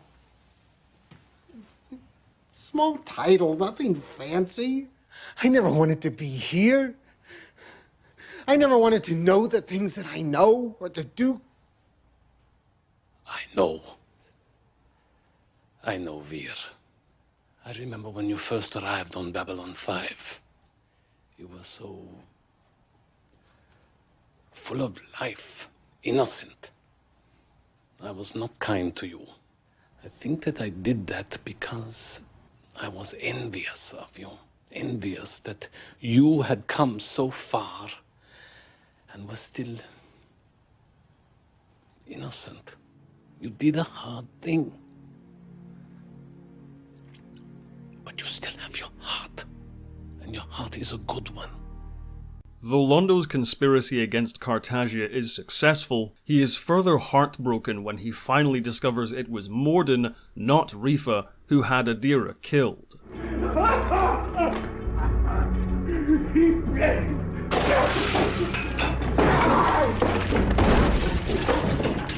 And in his fit of rage and grief, he takes his revenge. Seeing Lord Rifa get what was coming to him was one thing, but Mr. Morden, after strolling through the galaxy completely untouchable, finally facing the consequences of his actions, is monumentally satisfying. Even if my associates lose this war, they have allies! They'll make sure Centauri Prime pays the price for what you've done here today! What I have done? Oh, Mr. Morden, I have not even started with you yet. The final showdown between the Vorlons and Shadows, with the younger races caught in between, threatens to get out of hand with its absurdly epic scale. Thankfully, the conflict is not resolved with some superweapon or Death Star-like weakness, but instead by interrogating and resolving the respective ideologies of both sides. The central questions, who are you and what do you want, finally being turned around on these two races. The Vorlons ask only one question, over and over. Who are you? And for you the question is, what do you want? I have never heard you answer that question. You don't know, do you? You've been fighting each other so long, you've forgotten. This is where our main characters truly seize their own destinies. For so long they've been caught up in events far out of their control, seemingly pulled along by the force of history. But finally, after so many lives lost and worlds destroyed, the Vorlons and the Shadows have outlived their usefulness, and retreat forever beyond the rim of the galaxy. Our age is past. This belongs to the younger races now. Will you come with us? I will not leave you now. I will go with you beyond the rim. It may not have been the ending so many fans were expecting, but it's certainly the right ending. Now in a new age of their respective civilizations, the rest of Season 4 turns its focus closer to home. Following such a stunning victory against all odds, Delenn becomes entangled in a Minbari civil war, which sees the warrior caste attempting a takeover of the Minbari homeworld. The Minbari have always been one of my favourite factions in Babylon 5, though the criticism that they are boring is an understandable one. They lack the passion of the other races and the personal struggles which an audience could relate to. However, this criticism, while understandable, is part of the point. The Minbari are essentially a dying race, a civilization which has largely stagnated, becoming too bogged down in tradition and making efforts to remain isolated from the rest of the galaxy. Which is why the Minbari storyline in Season 4 has so much impact, because for once the Minbari undergo some real change. Delenn, by comparison, has undergone massive changes throughout the series, not just her physical transformation, but her personal transformation as well. Despite how ruthless the character was in The Gathering, Delenn in Season 1 is quite reserved, slightly naive, and even timid. But having been bandied about by the Grey Council for so long, Delenn found a depth of courage and strength of will which grows over the course of the 3rd and 4th seasons. She goes from being paralysed by fear at the mere sight of a shadow vessel to leading the charge against a fleet of Drak ships herself. And Season 4 sees even more drastic changes for Delenn and the Minbari as a whole. Not only do we learn Delenn is in fact a direct descendant of Valen, aka Jeffrey Sinclair, but the conclusion of the Civil War sees the formation of a new Grey Council, and the balance of Minbari society changed forever.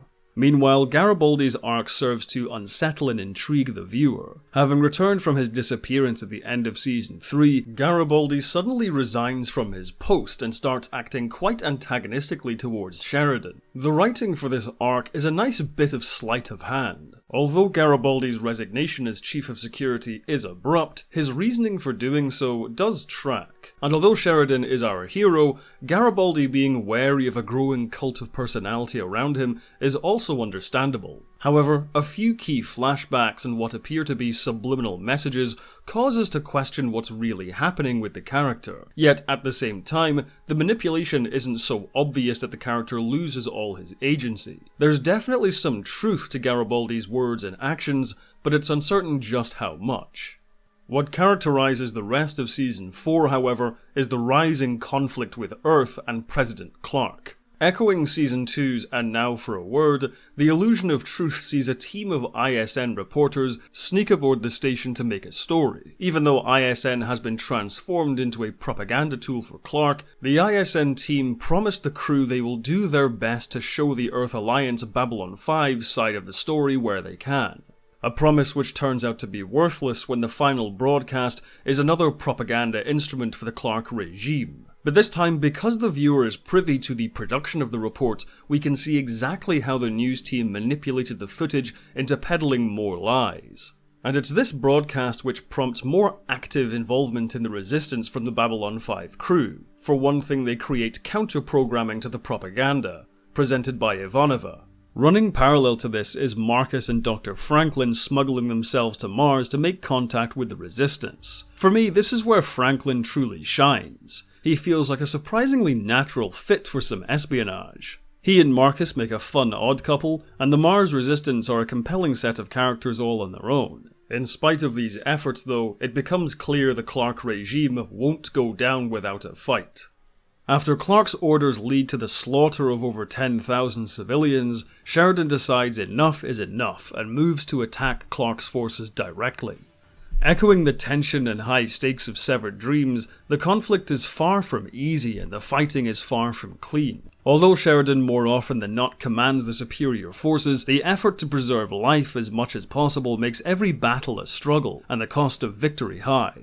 Meanwhile, as Sheridan, Ivanova and the others campaign across space, the true purpose of Garibaldi's threat reveals itself. Employed by William Burgess, one of the richest men in the Earth Alliance, Garibaldi discovers Burgess's plot to develop a selective virus which only targets telepaths. An insurance policy to keep the PsiCorps, who are quickly amassing more power in response to Sheridan's campaign, in check. This leads Garibaldi to truly his darkest moment, where he is forced to betray his former commanding officer and friend in order to keep the PsiCorps at bay. Only for all this effort to be in vain when Bester is revealed as Garibaldi's puppet master, his leaving Babylon 5, joining Burgess, all a grand manipulation to uncover Burgess's viral weapon and capture it before it can be used. The following episode, Intersections in Real Time, was originally intended to be the Season 4 finale. It's been likened to the acclaimed Star Trek The Next Generation episode Chain of Command. It sees Sheridan in captivity, physically abused and psychologically manipulated by his interrogator, a man simply named William. The Orwellian overtones are at their most prominent here. William's assertions that the truth is fluid, able to be bent into any shape,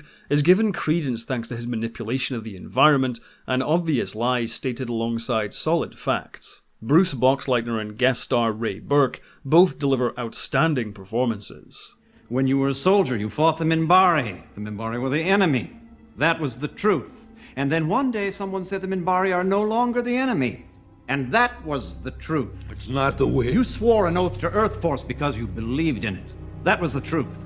Now Earth Force is supposed to be the enemy. Now that is the truth. The truth is fluid. The truth is subjective. No! Governments make policy. Soldiers have to accept those policies even when they're completely contradictory. It's the very definition of your job.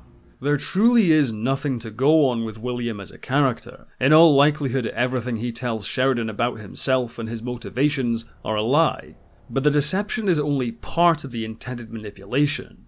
Rather, the true goal of the interrogator is to unshackle Sheridan completely from his sense of reality, so he can be molded into a mouthpiece for Clarke's regime. And unlike Jean-Luc Picard in Chain of Command, Sheridan never gets the opportunity to land any hits in this verbal joust. Instead, he is sustained by willpower alone, which is partly what makes the ending seem so cruel. Even after Sheridan has readied himself for death and remained defiant to his last breath, he isn't even permitted an execution to end his suffering.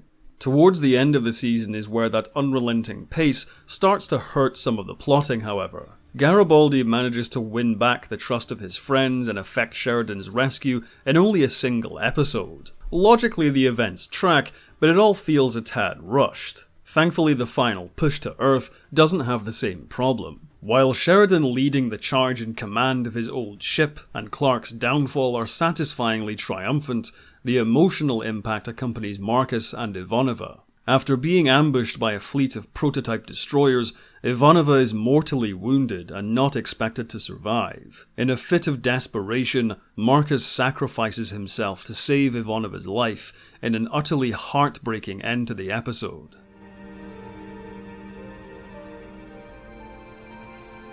I love you. It's heartbreak which is extended into the following episode when we see Ivanova traumatized and guilt-stricken over Marcus's sacrifice.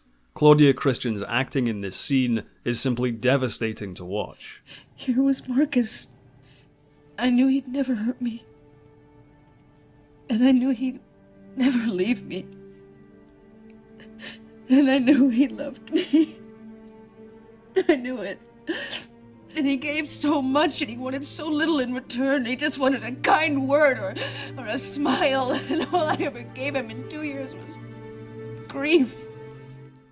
The rest of this penultimate episode, Rising Star, acts as a well-told, if again slightly rushed, wrap-up for the season. Rather than Sheridan's forces sweeping in, saving the day and being unequivocally celebrated, instead the episode makes a real go of examining the consequences of his actions. As with the fighting which preceded it, this isn't a clean victory, and although Sheridan is forced to resign from Earth Force, Delenn, Londo and G'Kar instigating the formation of the Interstellar Alliance bodes well for the future. It isn't quite a sunshine and roses ending, but it does leave the viewer with a sense of hope.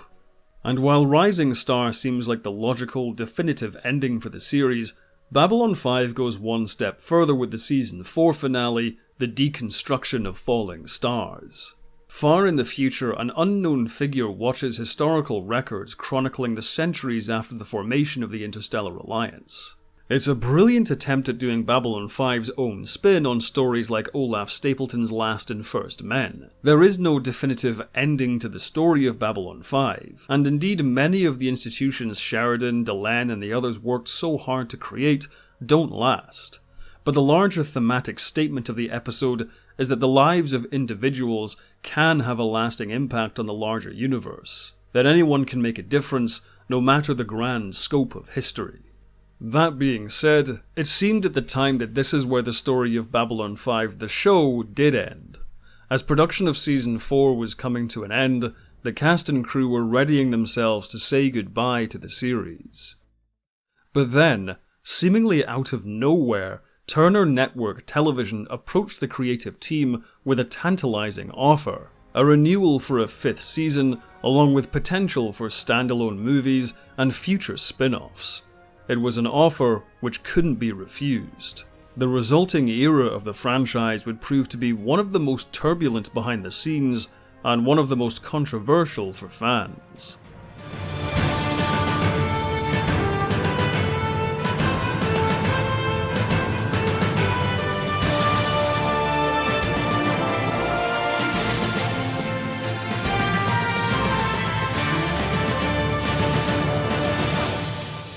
As mentioned in Part 1, by Season 4 of Babylon 5, the Primetime Entertainment Network was on its way to shutting down, and it looked as though Babylon 5 would go down with it. It had taken 5 years to find a home for the series to begin with, and its serialized nature would make it a tough sell to a new network. And despite its high quality, the show didn't have the smash hit ratings other networks would seek to capitalize on. However, a number of other factors did make it attractive to TNT. Although founded by media mogul Ted Turner, in 1995 it had been bought by Time Warner, the parent company for Warner Brothers, which had distributed Babylon 5 in the first place. By 1998, TNT was making big strides to increase its original programming, and Babylon 5 seemed like a good choice at the time.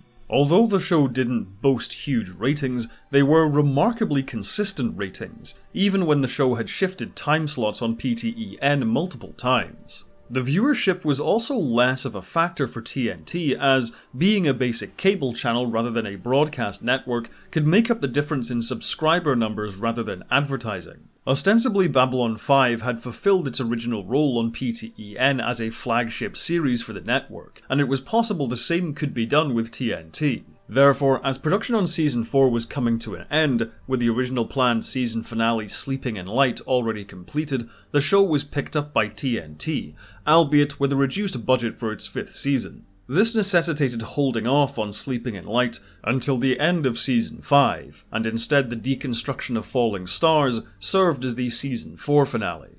Much like its original debut on PTEN, TNT was keen on promoting Babylon 5 as event television. While production on Season 5 was getting up and running, TNT offered Straczynski and the producers an opportunity to create a new cut of the original pilot movie The Gathering. The creative team jumped at the chance, making The Gathering Special Edition. The Special Edition remade several visual effects shots, replaced Stuart Copeland's score with music by Christopher Franke, and removed or re-edited several sequences. The color grading was also altered to bring the overall look of The Gathering closer to the actual show. Overall, the result is a far more streamlined version of the movie, which feels more true to the general feel of the Babylon 5 fans were more familiar with. Unfortunately, as production for Season 5 was underway, the series saw the departure of Claudia Christian as Susan Ivanova. The various accounts of why Christian left the show are numerous and contradictory. But it seems, as Season 4 was assumed by many to be the last, Christian and other cast members were already in the process of securing other work, and Christian had landed a job in London by the time the TNT renewal came through. This apparently made contract negotiations for Season 5 quite contentious between Christian, Straczynski, and the show's producers. However, this is where accounts differ. Christian has insisted over the years she was effectively fired from the show, with the producers unwilling to work around her schedule. Straczynski, on the other hand, maintains that Claudia Christian decided not to return for Season 5 of her own accord. Either way, this incident regrettably soured Christian's relationship with Straczynski and the other producers, and she left the series on less than amicable terms. However, though she wouldn't return for the next season, Christian did appear in the first 2 TV movies of 1998. Ahead of the Season 5 premiere came In the Beginning, a prequel movie depicting the Earth-Minbari War. While a lot of the movie is an economic reuse of footage already shot for the series, In the Beginning is, in my opinion, one of the best installments in the Babylon 5 franchise. In fact, this was actually my introduction to the series, and thus, even though I know I have a great deal of nostalgia for this movie, its merits go far beyond a simple filling in of the lore. Emperor Londo Mollari telling the tale of the war to two children in his palace lends the events a mythic quality, and turns a collection of disparate character arcs and plot lines into a fully cohesive story. The story is woven together so well that the reused footage feels completely seamless in its integration. Although fans of the show had heard about the war plenty throughout the first few seasons, In the Beginning still succeeds at highlighting the tragedy of the conflict, and contains many well-placed emotional punches. It's also one of Peter Jurassic's finest performances as Londo Mollari. His commentary on the Earth-Minbari War and the devastation of his homeworld leads to one of the most poignant moments in the entire series. In my life, I had 4 wives. I cared for them all deeply. But I loved Centauri Prime. Loved every inch of our world. Everything I did for her. And look what we have done to her. And it's this emphasis on the true cost of war which elevates In the Beginning above a mere visual rendition of some well-trodden backstory. When they ran out of ships, they used guns. When they ran out of guns, they used knives and sticks and bare hands. They were magnificent. This is ultimately a story about two civilizations as much as it is about the war between them. The Minbari are so old, so stagnated and set in their ways, whereas humanity is just stretching its wings and making a home for itself among the stars. Yet despite their differences, both races are still subject to the same drives and emotions which govern their actions. While we saw glimpses of Delenn's relationship with Dukat in Season 4, here the writing and performance with the character really helps the audience understand why his death is so devastating to Minbari society. And through humanity's eyes, the usually serene and wise Minbari are made utterly terrifying in their overwhelming power and shocking lethality. In fact, In the Beginning is one of the most visually striking entries in the Babylon 5 series. It features easily some of the best space action sequences ever depicted in the show, emphasizing building tension until reaching an explosive payoff. Although we already knew of Sheridan's accomplishments during the war, actually seeing him take out the Black Star is tense, exciting, and thrilling. Really, the strengths of the film are thanks to the production team going above and beyond what was generally required of them in making this TV movie. What could have been a rather dull piece of fan service is instead a terrific showcase of Babylon 5's characteristic thematic depth. The second television movie produced was Thirdspace, which I also have a big soft spot for. Set just after the Shadow War but before the Earth Alliance Civil War, Thirdspace sees the Babylon 5 crew come across a gigantic ancient alien artifact in hyperspace. As they investigate this mysterious object, they risk awakening something eldritch, alien, and deadly. Speaking as a huge fan of Lovecraftian horror, Thirdspace is a gift of a movie. While many of the tropes are familiar, even touched on already by Babylon 5 itself, Straczynski's evident passion for the material, Jesus Trevino's sharp direction, and the excellent performances from the cast make Thirdspace an engrossing slice of existential horror mixed with spectacular space opera.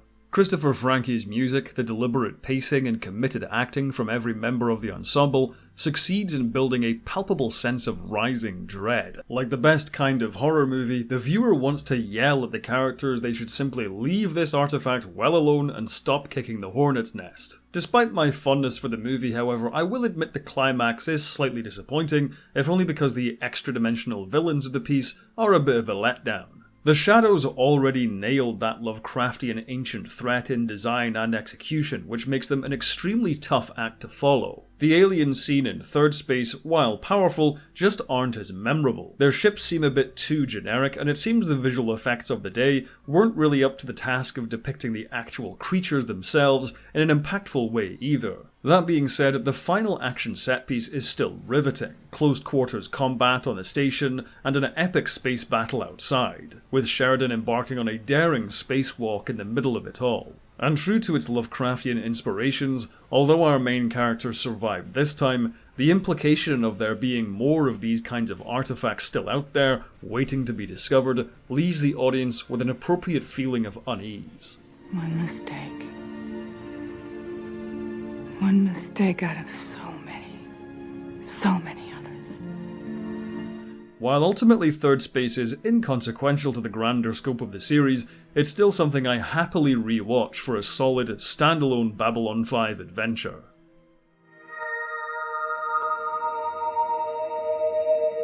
Having wrapped production on the first 2 TV movies, the cast and the crew could finally get stuck into the 5th season. Joining the cast as somewhat of a replacement for Ivanova was Captain Elizabeth Lochley, played by Tracy Scoggins. With an enthusiasm for physical fitness, Scoggins taught sports and physical education out of high school before becoming a model on the European circuit. By the time she returned to the United States, she decided to pursue acting, studying at the Herbert Berghoff studio. She quickly found work with numerous guest roles on shows like The Dukes of Hazzard, Remington Steele, and T.J. Hooker.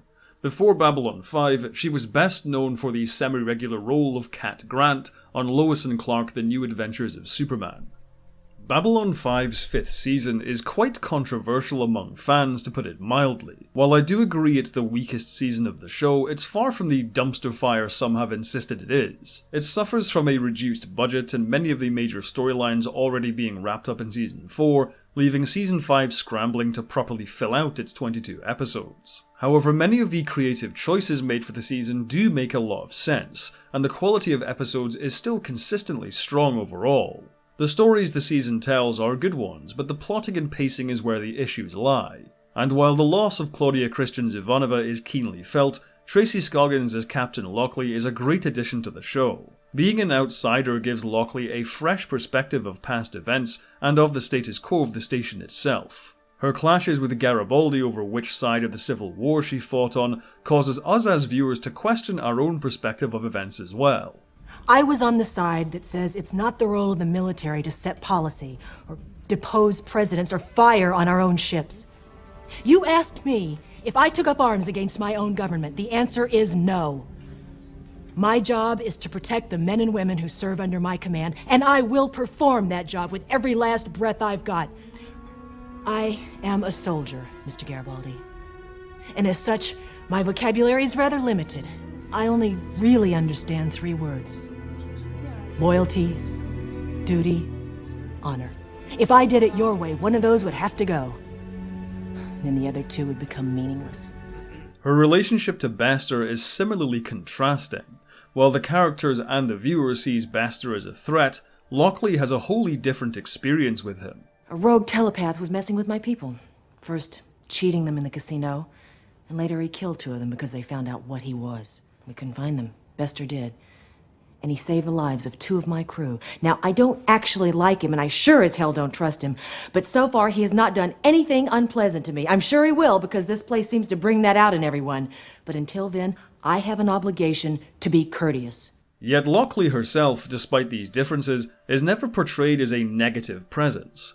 While candid in conversation and strict in command style, the discovery that she was once married to John Sheridan confirms to us her sense of moral integrity regardless of her divergent views with the rest of the main cast.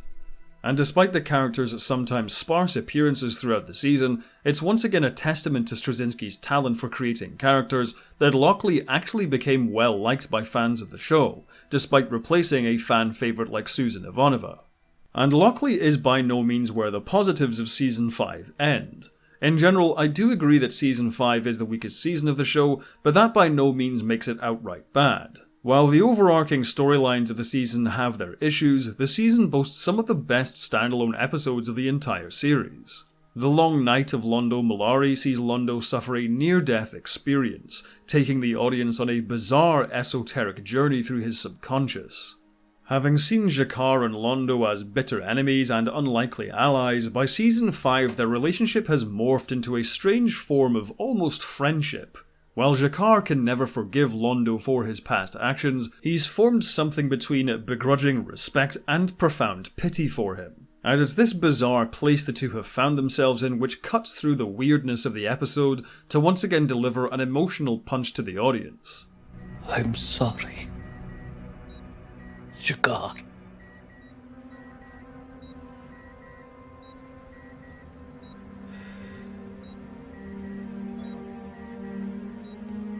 A View from the Gallery, taking a leaf from Shakespeare's Rosencrantz and Guildenstern, follows two station maintenance workers going about their duties while Babylon 5 is besieged by a malevolent alien threat.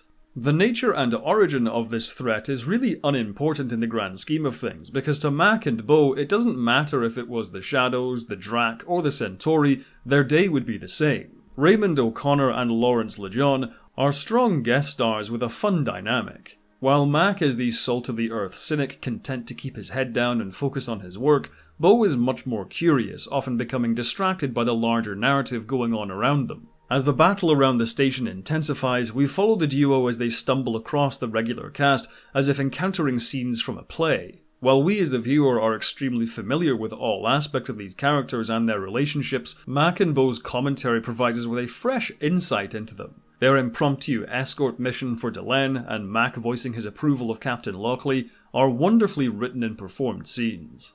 I know you're new here and all, and I just wanted to say, you're okay in my book, ma'am. Thank you. A few episodes after A View from the Gallery comes Day of the Dead, penned by guest writer and celebrated author Neil Gaiman, and let's just say it shows. For the Brakiri Day of the Dead, they rent a section of the station for one night, which effectively becomes part of the Brakiri homeworld. That night, several characters, while trapped in their quarters, encounter people from their lives who had died years before. Much like A View from the Gallery, the exact mechanics of what is actually happening during these events is really besides the point of the story. Instead, the story laser focuses on the characters and their interactions with the apparent ghosts appearing in their quarters. Londo is reunited with Adira, Garibaldi spends the night with Dodger, Lanier is met by Mr. Morden, and Lochley sees Zoe, a close friend of hers who died of a drug overdose. This is an episode steeped in tragedy, not just the past tragedy these ghosts remind the characters of, but how most of the characters, in a way, waste the incredible opportunity presented to them. Garibaldi and Lochley are too focused on the how of what's happening rather than the why. They waste precious time trying to get through to the rest of the station, coming close to missing out on the chance to confront their past guilt and regrets. Garibaldi, being revisited by Dodger, is reminded of his earlier days where he played things fast and loose, not caught up in the fate of the galaxy-scale conflicts he is now. Having recently reconnected with Lise Hampton, the true love of his life, and the possibility of starting a family on the horizon, seeing Dodger again reminds him of an ostensibly more innocent and carefree time in his life, but naturally, at the time, he couldn't see it that way. It's also fitting for Lochley to see Zoe, the friend whose horrific death was the very thing which drove Lochley to eventually enlist in Earth Force. The difficult question Lochley has always asked, did Zoe take her own life and was it her fault, is something which has hung over the character's head for many years, because it also raised a question concerning her decision to join Earth Force in the first place. Was she running away from guilt or towards responsibility? I didn't want to hurt you, but... yeah. I did do it on purpose. I just couldn't go on. Don't hate me. I could never hate you.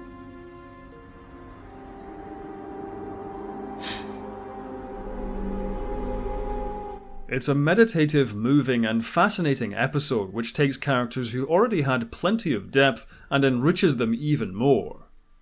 The Core is Mother, the Core is Father also takes a leaf out of A View from the Gallery's book by coming at the usual Babylon 5 adventure from a totally different perspective. Here we follow a day in the life of Alfred Bester, as he takes two raw PsiCorps recruits on a mission to track down a rogue telepath who has murdered his roommate and fled to Babylon 5. Walter Koenig is simply brilliant in this episode, and by viewing events from his perspective, it helps the viewer understand why he behaves the way he does around the Babylon 5 crew. At the PsiCorps, Bester is a hero to many of its members. He's charming, approachable, and patient with new recruits. It's a far cry from the Bester we've come to know by this point. In fact, Bester comes across as such a positive figure for the first part of the episode that when he's confronted with the thinly veiled antagonism of the Babylon 5 crew, it almost makes the regular characters seem unreasonable and unjustly hostile. In fact, the episode does such a great job at getting the viewer on Bester's side that it's a real shock when Bester and his pupil murder one of their prisoners in hyperspace. He truly sees the PsiCorps as a force for good, and is fully committed to his job, even when that job puts him face to face with people who would rather see him dead. In a world where he has to fight to protect his people, the act of killing mundanes is completely justifiable from his perspective. While we may not agree with his actions, we at least understand them. Speaking of telepaths though, this brings us to one of the main story arcs this season concerning Byron and his colony of rogue telepaths. This storyline is divisive among fans to say the least, and I'd be lying if I said I didn't see where a lot of the criticisms were coming from. I think the issue with the story really comes down to the characters it introduces. Byron and his colony of rogue telepaths aren't as rich and compelling as is typical for Babylon 5. Byron's long-winded speeches and endless quoting of Shakespeare comes across as quite pretentious, and the others in the colony feel a bit two-dimensional. That's not to say there's nothing good about this arc or this character. For the most part, the romance between Byron and Lita really works. Throughout this season, a lot of Lita's frustrations and anger is completely justified. Zach, how come the only time people come to see me is when they want something from me? Scan someone, protect someone, set up the Vorlon so you can take him out. I nearly got my brain fried at Sahadum, but nobody comes just to visit.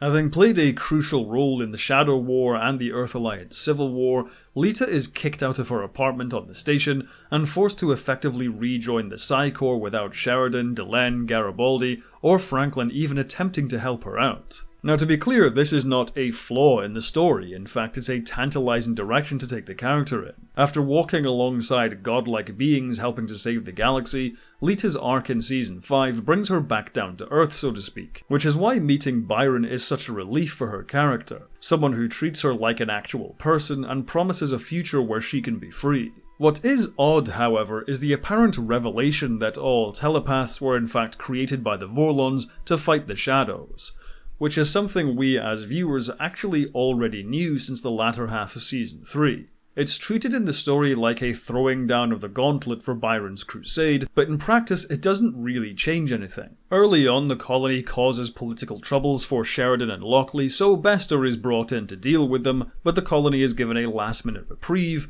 only for the presence of the colony to again cause political problems for Sheridan and Lochley, who were forced to bring in Bester again to deal with them. And while the situation does escalate much further the second time, for a lot of the season it feels like this storyline is running in place. The truly interesting development of Lita creating an underground army to one day take on the PsiCorps directly with the help of her Vorlon-enhanced abilities and Garibaldi's corporate funds is only touched on in the last few episodes of the season, but I feel like this could have supported an entire story arc of its own. Instead, too much time is taken up by retreading ground with Byron and his colony. Thankfully, this thread did see a resolution in the excellent Telepath trilogy of tie-in novels, but watching only the setup to a compelling storyline without the payoff does feel quite frustrating. The other major story arc this season suffers from almost identical problems, albeit with a proper payoff this time. Having formed the Interstellar Alliance, Sheridan and Delenn investigate mysterious attacks on the member world's shipping lanes, which threaten to destabilize the Alliance and sow discord between the various races of the galaxy. Now, in general, this feels like a logical and even exciting direction to take Babylon 5 in.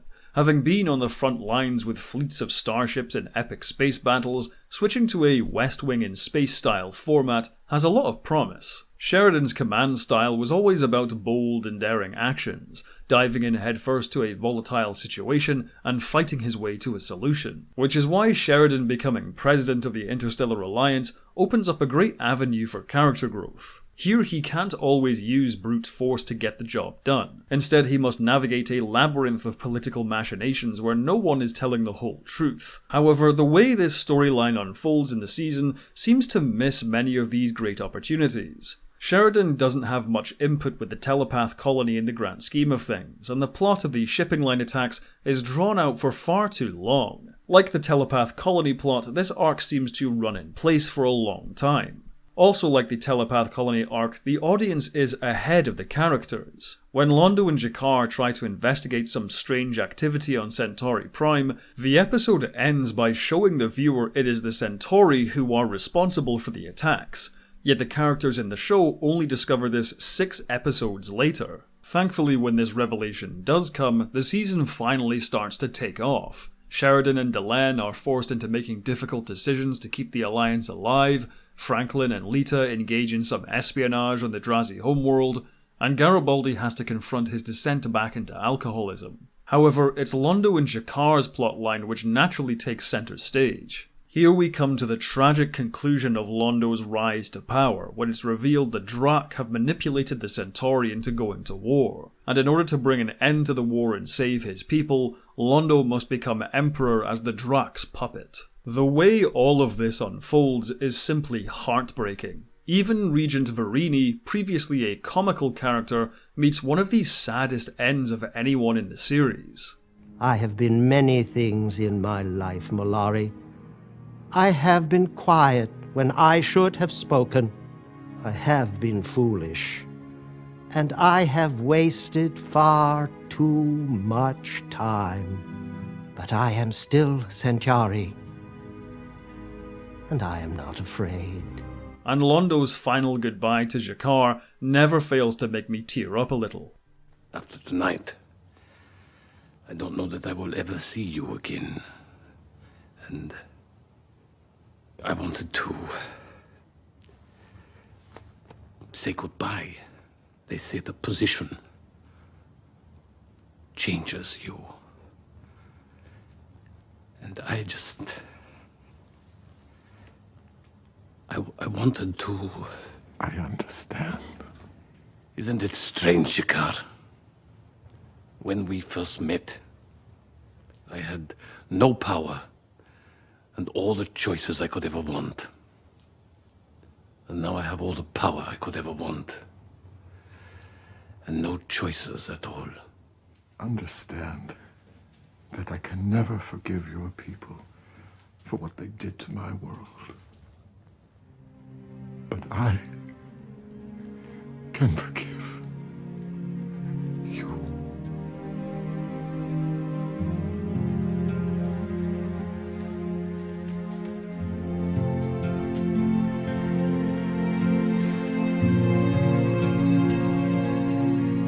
But at last Londo Mollari gets everything he ever wanted. A man so consumed by ambition he never saw the darkness of the path he walked until it was too late and he no longer had any choice. A ruinous end for the character, but in some ways it was the only end he could ever meet. In spite of the shortcomings of the season, where it truly excels is in its final 3 episodes: Objects in Motion, Objects at Rest, and Sleeping in Light. Rather than some epic final battle or an implication of continuing adventures with these characters aboard Babylon 5, instead the finale is content to spend almost 3 hours simply saying goodbye to these people and this place. Life simply goes on, taking Garibaldi, Franklin, G'Kar, Lita, Sheridan, and Delenn to places beyond the station. Though their lives continue, it's clear their time on Babylon 5, much like the audience, has meant a great deal to them, a fact which is beautifully articulated by G'Kar. I believe that when we leave a place, part of it goes with us, and part of us remains. Go anywhere in the station when it is quiet, and just listen. After a while, you will hear the echoes of all our conversations, every thought and word we've exchanged. Long after we are gone, our voices will linger in these walls for as long as this place remains. The one sticking point I have with this finale is the way Lenier's character arc is handled. Bill Mumy, much like Stephen Furst as Veer, was an endearing presence on the show, quietly heroic and wise beyond his years. But over the course of the show, we come to learn that Lanier is in fact deeply in love with Delenn, and though he could never bring himself to get in the way of her relationship with Sheridan, his feelings force him to pursue a life in the Rangers away from her. During Objects at Rest, however, he suffers a moment of weakness where he briefly abandons Sheridan to die during an accident aboard the White Star. Though he overcomes this, the shame of his actions forces him to leave the ship, and the Rangers to one day redeem himself. Although I have no problem with the characters being taken in unexpected directions, this change in Lanier has always felt a bit sudden. We see the beginning and end of this arc, but a lot of the development happens off-screen. It feels as though we never got a chance to fully understand what Lanier was going through and all of the steps which led him to this dark place. It's not something which significantly brings down the quality of the episode or anything, but it is a rough patch on an otherwise excellent finale. The final episode is where the show really tugs at the heartstrings though, with Sleeping in Light. Set 20 years after Objects at Rest, the episode sees Sheridan coming to the end of his life, the energy which sustained him, given to him by Lorien, finally running out. Due to how unexpected the renewal by TNT was, Sleeping in Light was originally shot at the end of Season 4, replaced by the Deconstruction of Falling Stars when a 5th season was greenlit.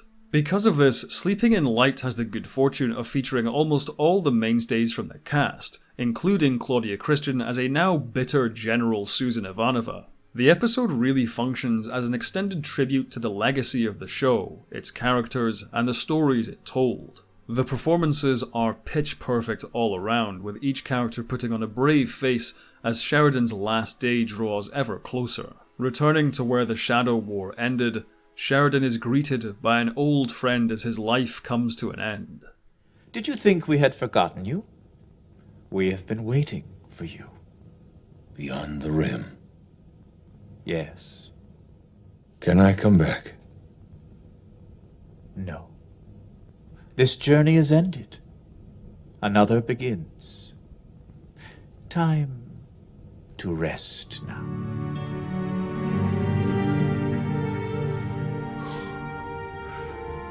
Well, look at that. The sun's coming up.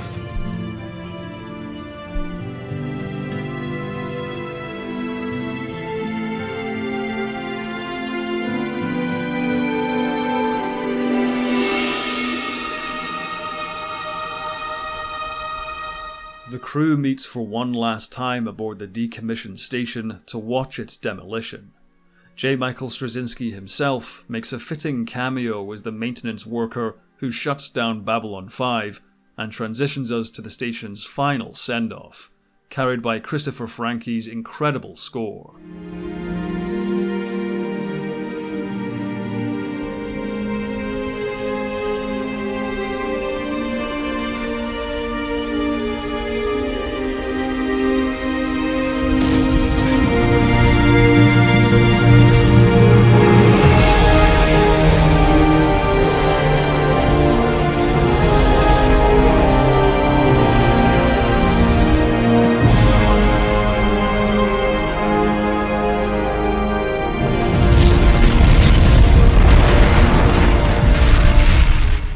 Babylon 5's final year may have had its ups and downs, but the end of the series is easily one of the best conclusions to any TV show. However, that is not where the tales of the Babylon 5 universe ended.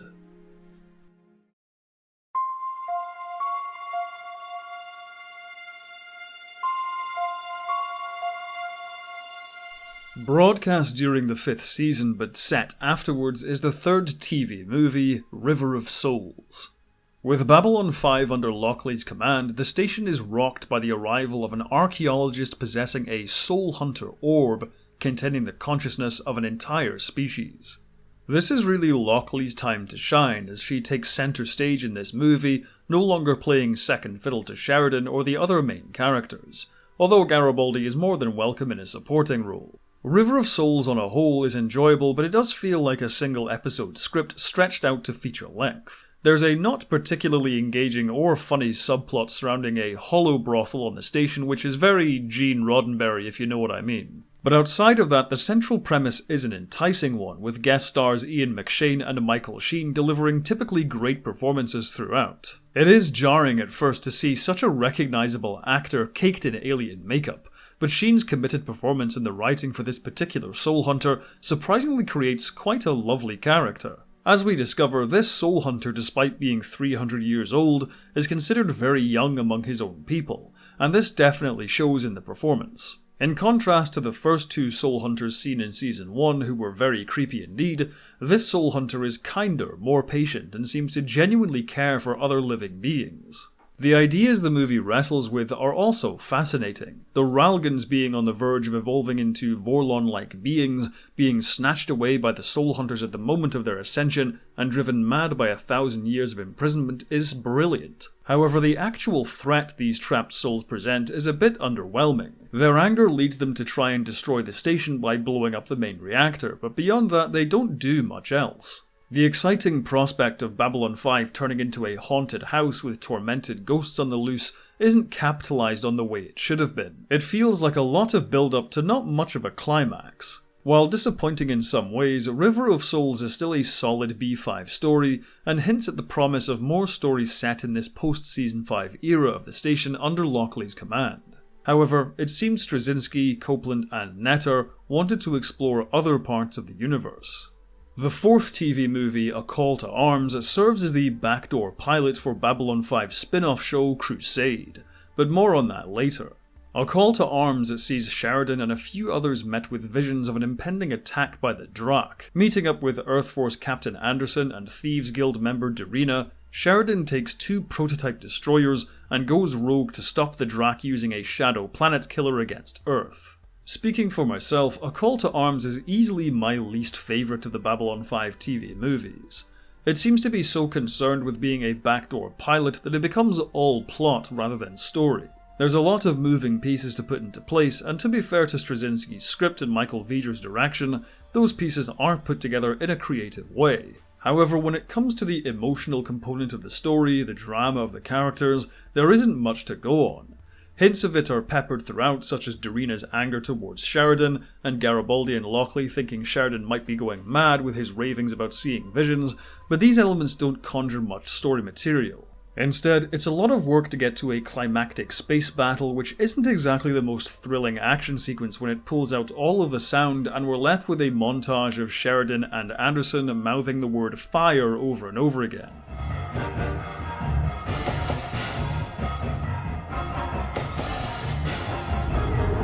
Furthermore, the ending of this battle, which sees the Drak deploying a plague in Earth's atmosphere after their planet killer is destroyed, doesn't pack much of a punch. I feel like this should have been the primary focus of the plot rather than the Shadow Death Cloud. After all, one of Babylon 5's principal characters is a xenobiology expert with a habit of getting into spy antics. It seems odd to instead focus on Sheridan running a demo of the new ship for a big chunk of the runtime. It's not exactly the most promising way to set up the spin-off show. The spin-off show itself, however, is another matter entirely. Just like Babylon 5, Crusade was a show born out of practicality. As a production, Babylon 5 never had the resources to go off and explore strange new worlds every week. The demands on sets, locations, and costumes were beyond the show's modest budget. But over the course of Babylon 5, the production team had learned how to stretch their resources and deliver stories large in scope without going over budget. Which is why when TNT offered Straczynski the chance to create a spin-off series, changing the setting to a ship exploring the galaxy seemed not only logical, but also practical. Production designer John Iacovelli and the team at Netter Digital Entertainment, which had taken over from Foundation Imaging in producing Babylon 5's visual effects, had begun experimenting with virtual sets and CG set extensions. These methods allowed the production to remain studio-based while still convincingly portraying a vast array of different worlds and environments. Thus, Straczynski came up with a suitable premise for a spaceship-bound show within the Babylon 5 universe. The Drak, former servants of the Shadows, contaminate Earth with a mutagenic plague, which will wipe out all life on the planet within 5 years. Therefore, the crew of the IAS Excalibur venture out into the galaxy to find a cure. The Excalibur itself was primarily designed by concept artist Luke Mayrand. At first, the design resembled a beefed-up White Star, before Mayrand leaned more into the Minbari cruiser shape. Joe saw this one sketch and said, "Oh, I really like that, but, you know, it looks like that should be going the other way." So we wound up turning that design around, and that's what was really the final configuration of having the wings in the back and the long boom and the nose of the ship. And then we looked at it and thought, you know, the lower fin on that doesn't seem to really do much. It's kind of in the way. So We took out the lower fin and left it with the 3 fins, and it looked great. Carrying over from A Call to Arms were the techno-mage Galen and expert thief Darina Nafeel, played by Peter Woodward and Carrie Dobro respectively. Peter Woodward, son of renowned British actor Edward Woodward, led an acclaimed career with the Royal Shakespeare Company after graduating college. He also trained at the British Academy for Dramatic Combat, which led him to a dual career as an actor and fight arranger. Before Crusade, he was best known for portraying the villainous Ernst Stossel in the World War II drama The Brill Cream Boys. Carrie Dobro had actually appeared in Babylon 5 before in the episodes Exogenesis and Racing Mars. Her dancing and gymnastics background made her well suited to playing a variety of roles which demanded heavy makeup and physical prowess. Before Babylon 5, she was a lead in the cancelled science fiction series Hypernauts. During production of Crusade, a design change occurred with Darina's makeup. While at first she retained the forehead scales from A Call to Arms, these were later removed and the overall design was streamlined. Also carrying over from A Call to Arms was Margene Holden. However, while she played an unnamed navigator in A Call to Arms, she was brought over to Crusade to play the role of Dr. Sarah Chambers. Holden's background as a martial artist and stuntwoman landed her roles in Mortal Kombat Annihilation as well as the Beastmaster television series. She also landed guest roles in Deep Space Nine and The Fresh Prince of Bel-Air before joining Crusade.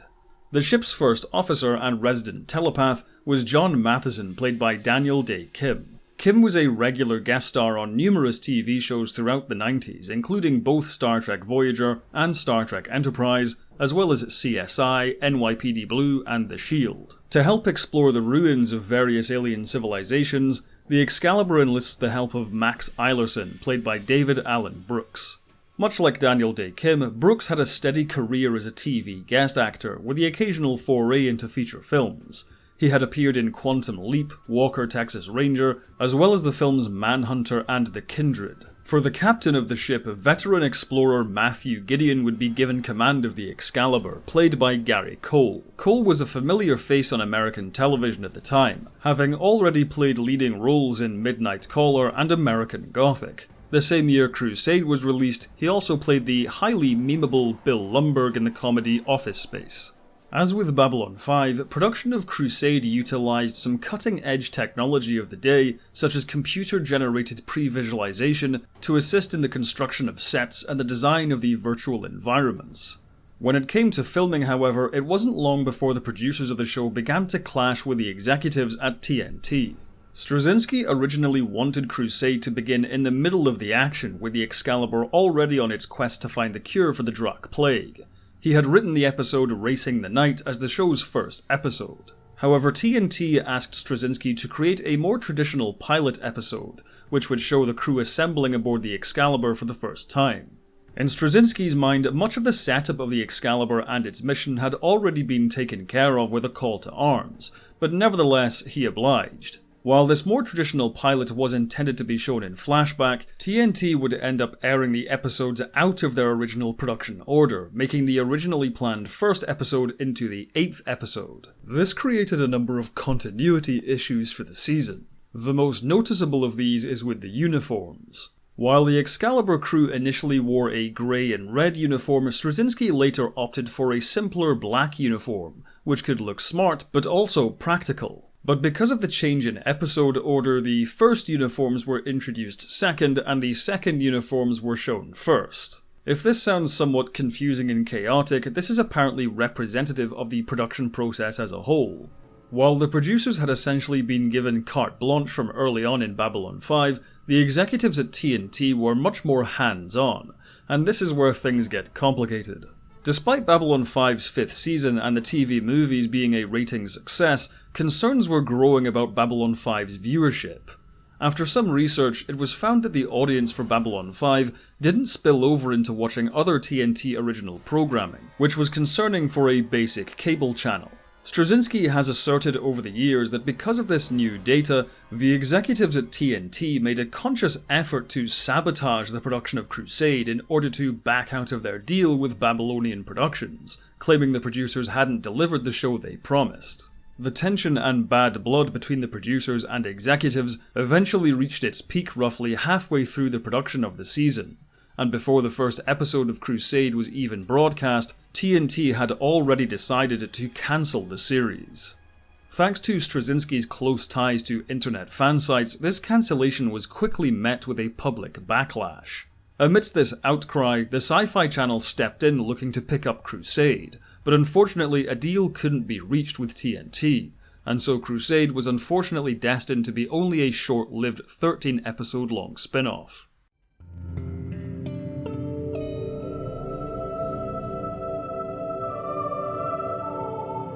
Crusade's reputation with the Babylon 5 fanbase is mixed to say the least. However, it has many vocal supporters as well as detractors. It's a difficult show to judge as it's really only a small piece of what was meant to be a much larger picture. What we do have to examine shows a lot of promise, but it also has a fair few problems.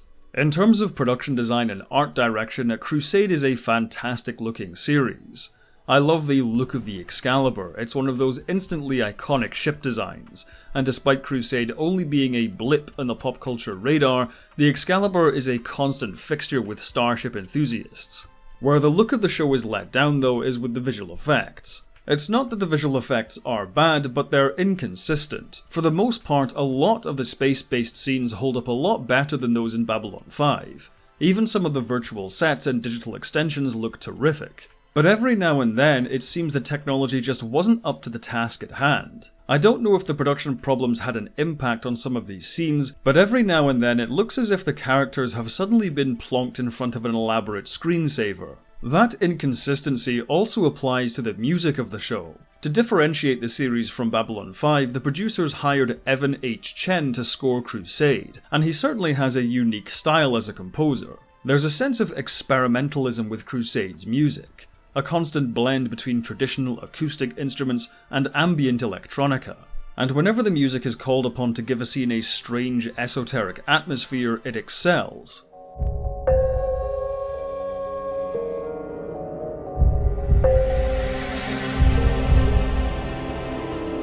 But whenever it's required to give the scenes some spectacle, excitement, and awe, it utterly fails.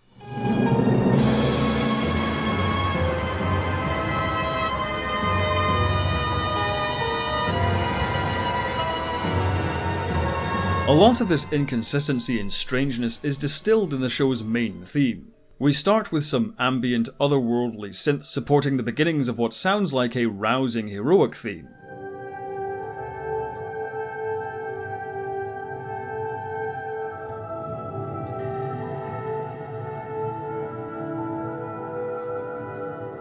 Which is then accompanied by bursts of jazzy-sounding trumpets.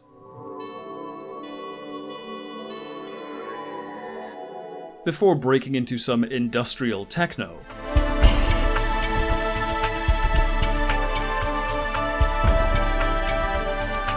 And finally capped off with discordant artificial brass.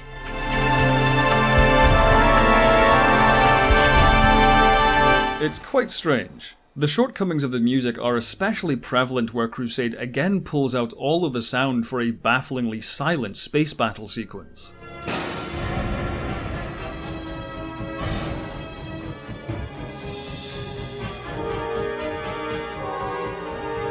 It may seem like I'm harping on this one thing, but music is such an important component in carrying the drama of a series, but the music in Crusade distracts from that drama more than anything else. It ends up hurting the storytelling rather than helping it. Thankfully, that inconsistency doesn't apply to the cast, who are strong across the board, though some get more chances to shine than others. Gideon, in the pantheon of Babylon 5 heroes, is a fresh departure from the likes of Sinclair and Sheridan. Whereas Babylon 5's commanders and captains all had a mythological aura to them, Captain Gideon wouldn't look out of place on a New York building site. I'll do whatever's necessary. If that means turning the entire galaxy upside down and shaking its pockets to see what falls out, that's what I'll do. I'm not subtle, I'm not pretty, and I'll piss off a lot of people along the way. But I'll get the job done. He thrives when getting his hands dirty, playing high-stakes poker in the more seedy establishments of the galaxy, and relishing the chance to pull off some daredevil antics. On the whole, he's a much darker character, not above letting his fists do the talking or making threats and using blackmail to get what he wants. We're not leaving without that ship. He can take us there. But I'll need you to translate whatever we find. So that's a deal. Take it, or we leave you here. You're bluffing. I never bluff. Yet at the same time, he still embodies more traditionally heroic qualities. His policy of always responding to distress calls and never leaving a man behind showcases a compassionate side of the character, even if the overall package is quite rough around the edges. The mysterious Apocalypse box he possesses is one of the parts of the show and this character which is unfortunately left unexplored due to the cancellation. The origin of the box, passed from person to person like something from an old ghost tale, its abilities and relationship to Gideon is a compelling mystery. Max Eilerson is also a fantastic addition to the crew. He's so thoroughly egotistical and self-centered, yet David Allen Brooks is magnetic to watch in the role, injecting the character with a healthy amount of dark humour and sleazy charisma.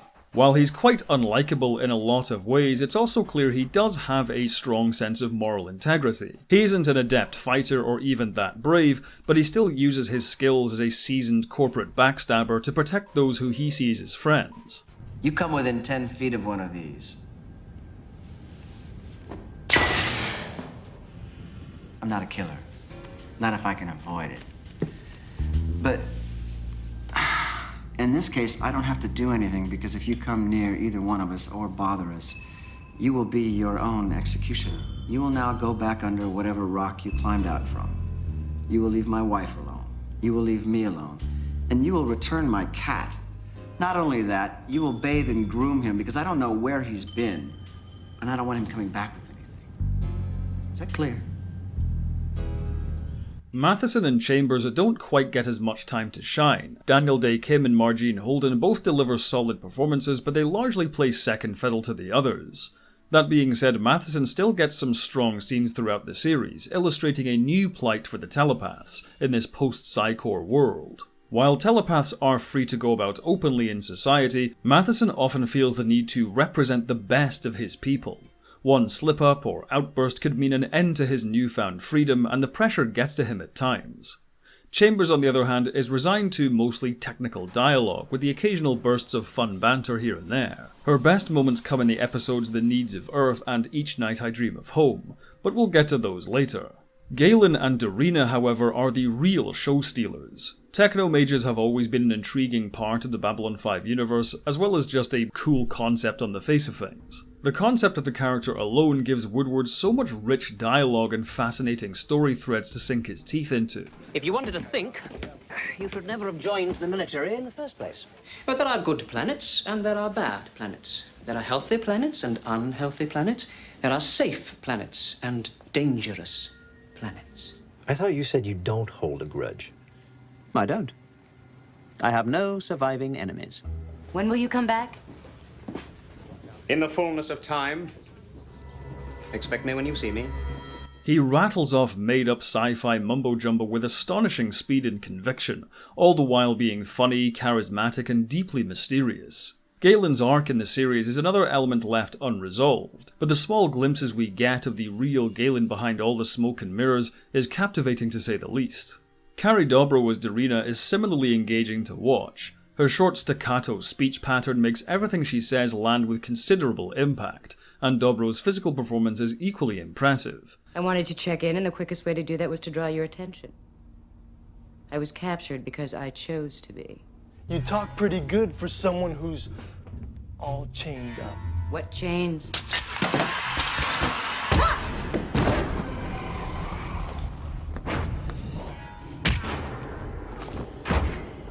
Initially, Darina only joins the mission to seek revenge on the Drak for destroying her homeworld, but along the way she becomes attached to the crew and their cause.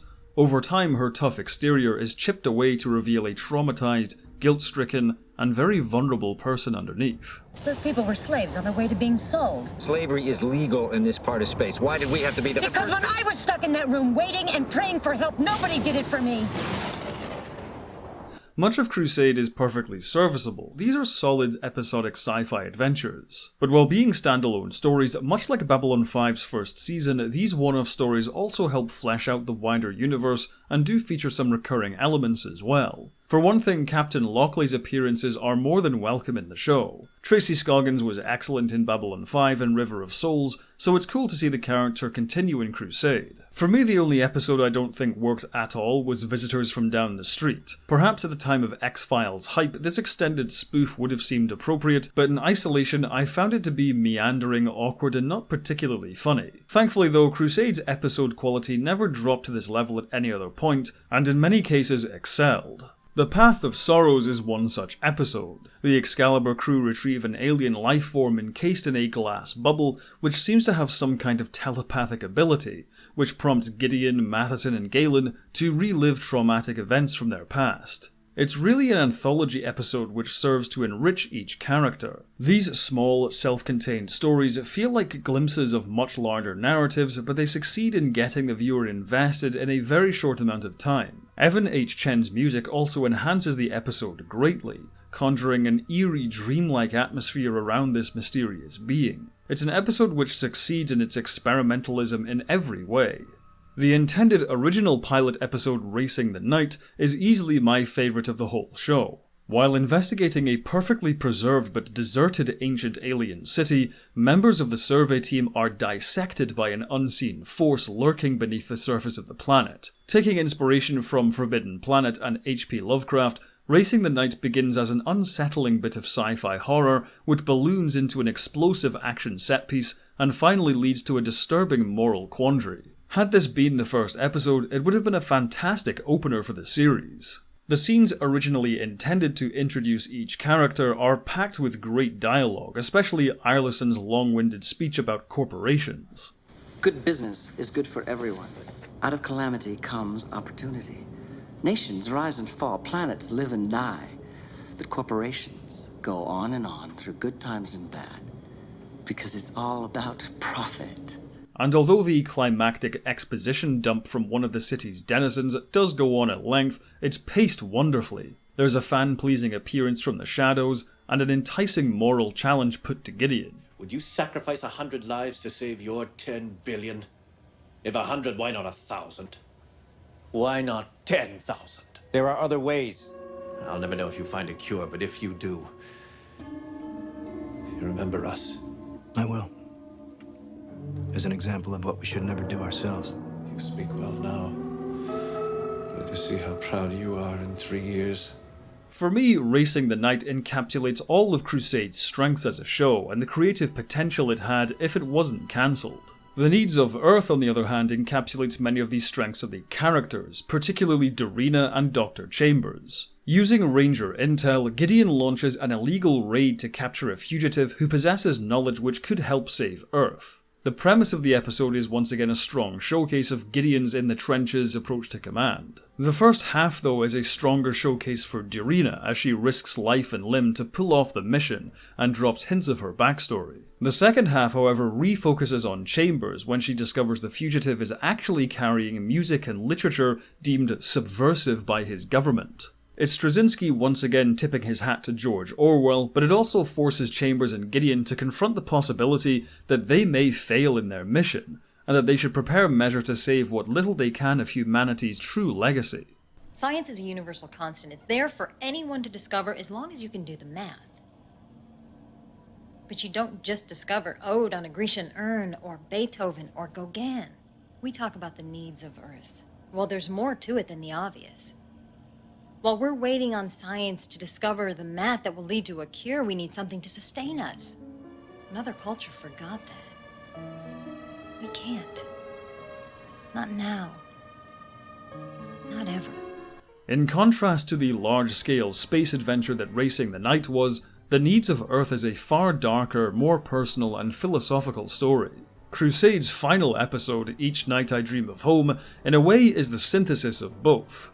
The Excalibur is sent back to Earth to pick up Dr. Stephen Franklin and help him run a radical medical experiment to study the Drak plague. It has the spectacle of Racing the Night with a climactic space battle with the Drak and the personal stakes of The Needs of Earth, with a lowly plumber volunteering to be infected with the plague in order to return home to his wife. The episode really is Straczynski in top form, with a web of interpersonal conflicts and thematic questions all reaching their payoff in the final action sequence. It feels dramatic, tense, and thrilling all at once, and of course Richard Biggs reprising his role as Dr. Franklin is most welcome. Although Straczynski's own viewing order puts Each Night I Dream of Home as episode 7, watching it last at least means leaving Crusade on a high, and it ends the story on a hopeful, if open-ended note. Life goes on. Indeed it does. Where Crusade would have gone and how it would have been received is anyone's guess. However, over the years, Straczynski has discussed what the intended arc was meant to be for the show and some of the details of where the characters were meant to end up. A number of scripts were completed to round out Season 1. One such episode, titled Value Judgments, would have seen the return of Walter Koenig as Alfred Bester. Apparently Koenig was already signed on to appear and was very enthusiastic about reprising the character. The central premise of the Excalibur searching for a cure to the Drakh Plague would actually have been resolved in Season 2. The show would then get stuck into a conspiracy arc surrounding Earth Force using leftover shadow technology. The setup for this is first seen in the Path of Sorrows, where Gideon's first ship is destroyed by an unknown vessel. Season 1 would have seen Gideon using the Apocalypse Box to hunt down this vessel and using the Excalibur to engage it in a close space battle, which would end in the hybrid ship self-destructing. In this same episode, an Earth Force officer would reveal the origin of the Technomages as servants of the Shadows who rebelled. Galen's true mission then has been to find and acquire any leftover Shadow technology and keep it for the Technomages. The end of the season would have taken place on Mars, with Gideon investigating Earth Force shadow technology experiments, where he is shot and seemingly killed by a sniper. His consciousness would then have merged somehow with the Apocalypse Box, foreshadowed by Gary Cole also voicing the box itself. Prying into this conspiracy would eventually lead to the Excalibur crew becoming renegades out to expose the truth. As mentioned before, it's difficult to know how all of this would have played out, had the series not been cancelled. But in the end, I think Crusade showed a lot of promise. The cast were very strong and many of its episodes told terrific stories. While it naturally pales in comparison to Babylon 5, it isn't really fair to judge Crusade by the same standard. It would be like comparing the first half of Babylon 5 Season 1 to all of Star Trek The Next Generation. While there are flashes of brilliance in there, the question of whether Crusade could have been as good as Babylon 5 is simply impossible to answer. In the end, all I can say is, I'm glad I watched it and I'm glad it exists, even if it exists only as a glimpse of what might have been.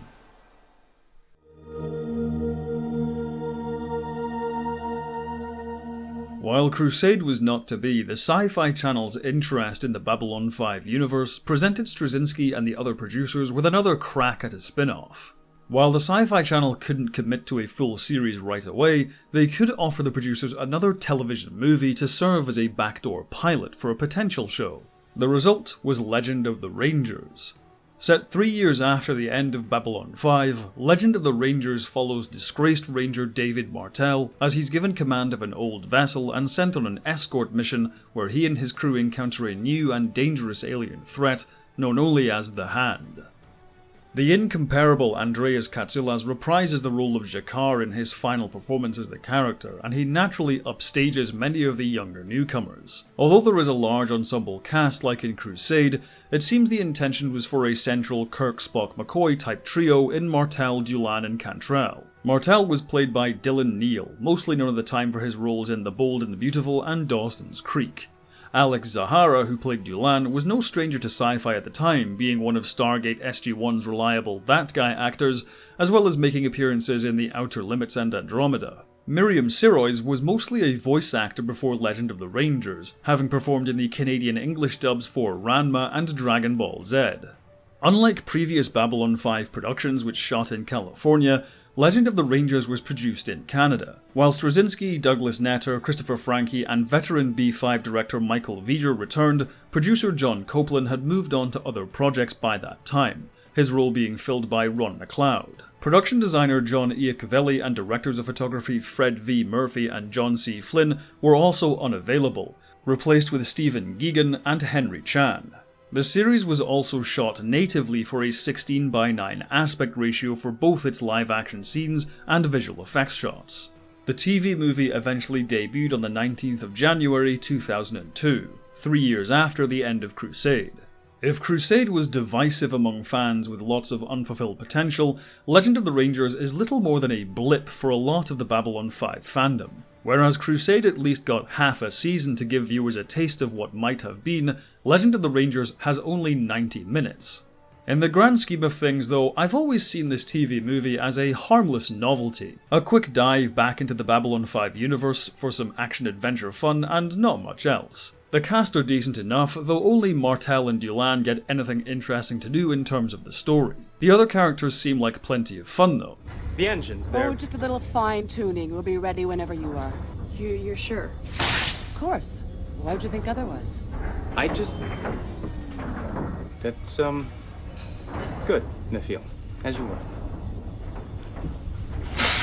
Entertaining personalities who no doubt had rich backstories and interesting arcs to explore had the movie led to a full series. With just this pilot to go on though, this ensemble is fine. Visually, this is probably one of the best looking entries in the Babylon 5 universe.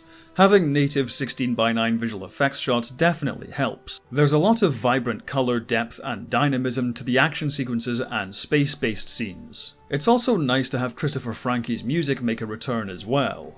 Where I think Legend of the Rangers falls down, however, is that it's pretty by the numbers, both as a B5 story and as a sci-fi adventure in general.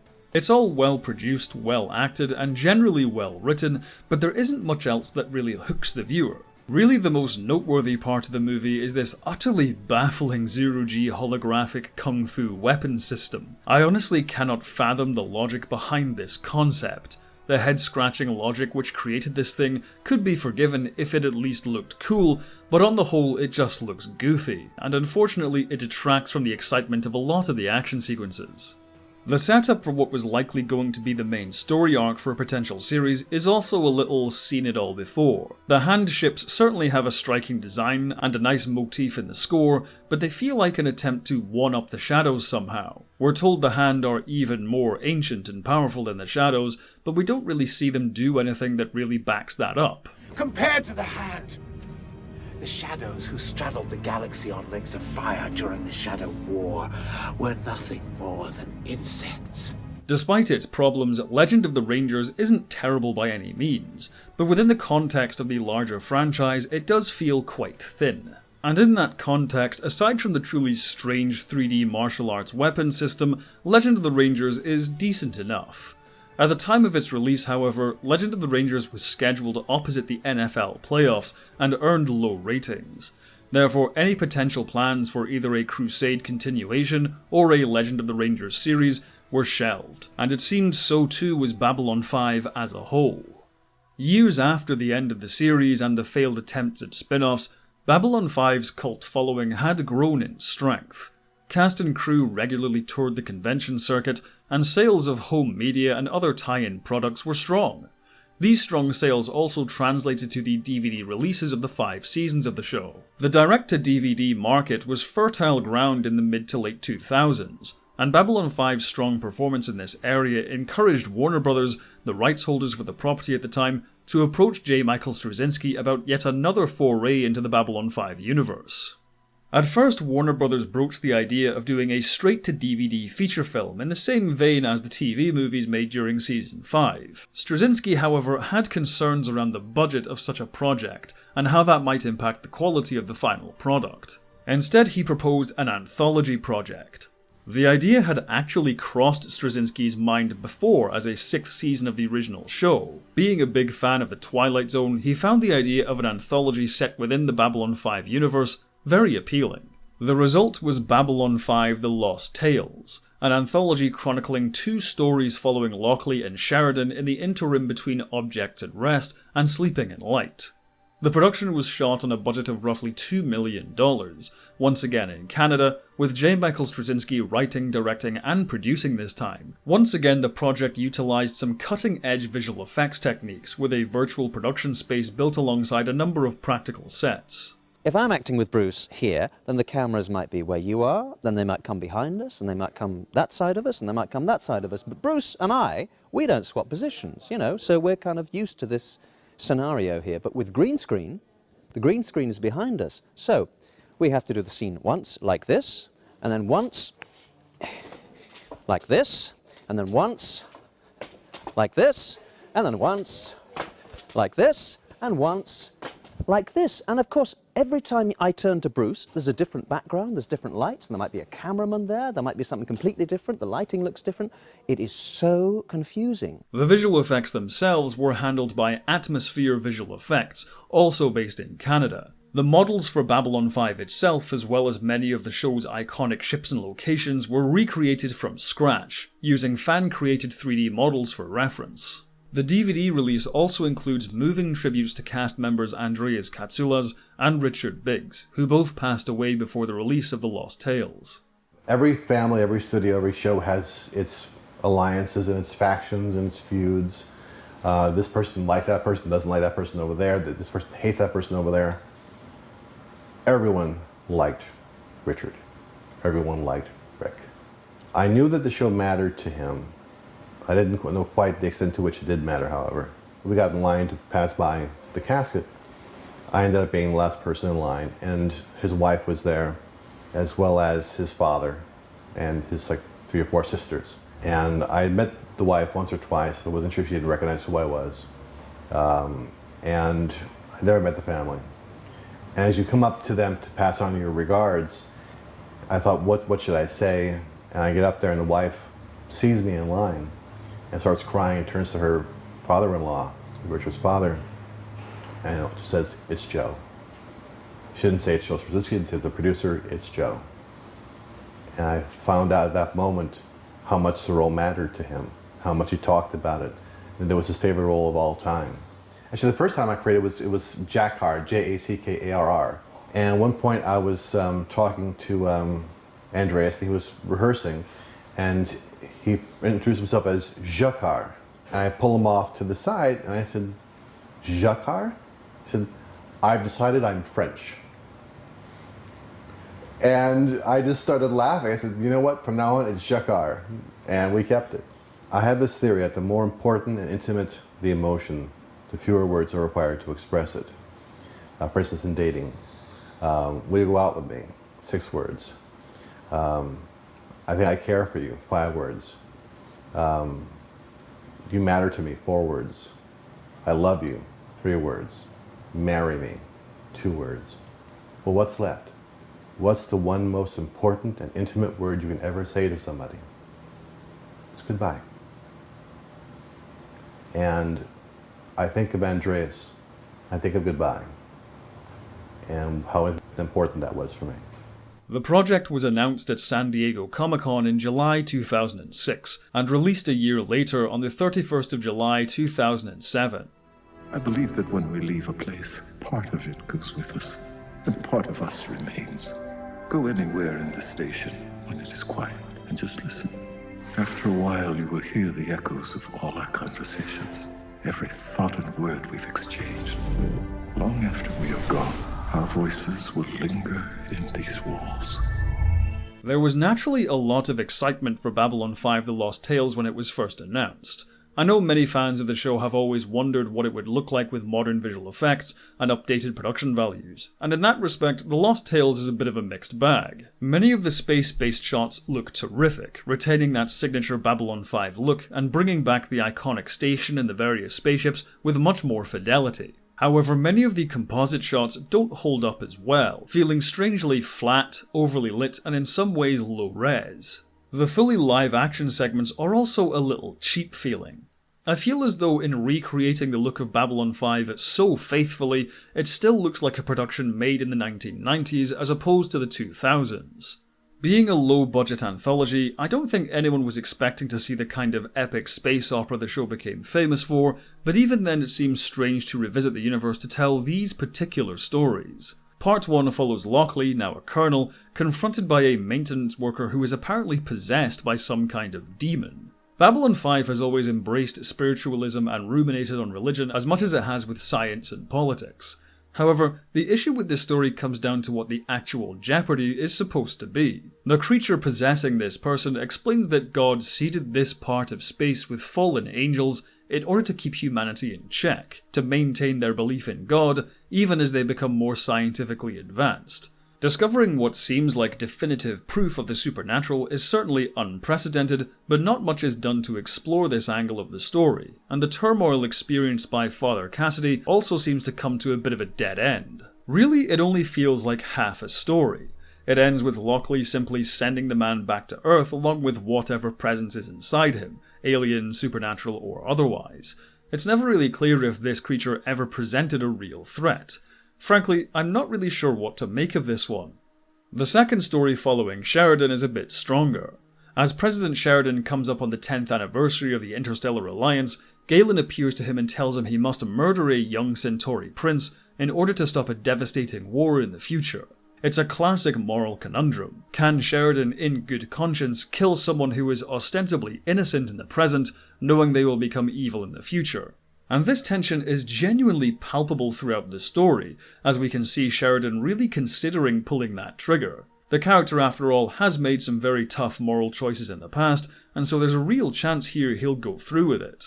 But the solution he comes up with is a clever one, and his closing verbal joust with Galen is quite satisfying. Overall though, much like Legend of the Rangers, The Lost Tales is unfortunately little more than a curiosity for hardcore fans of the show.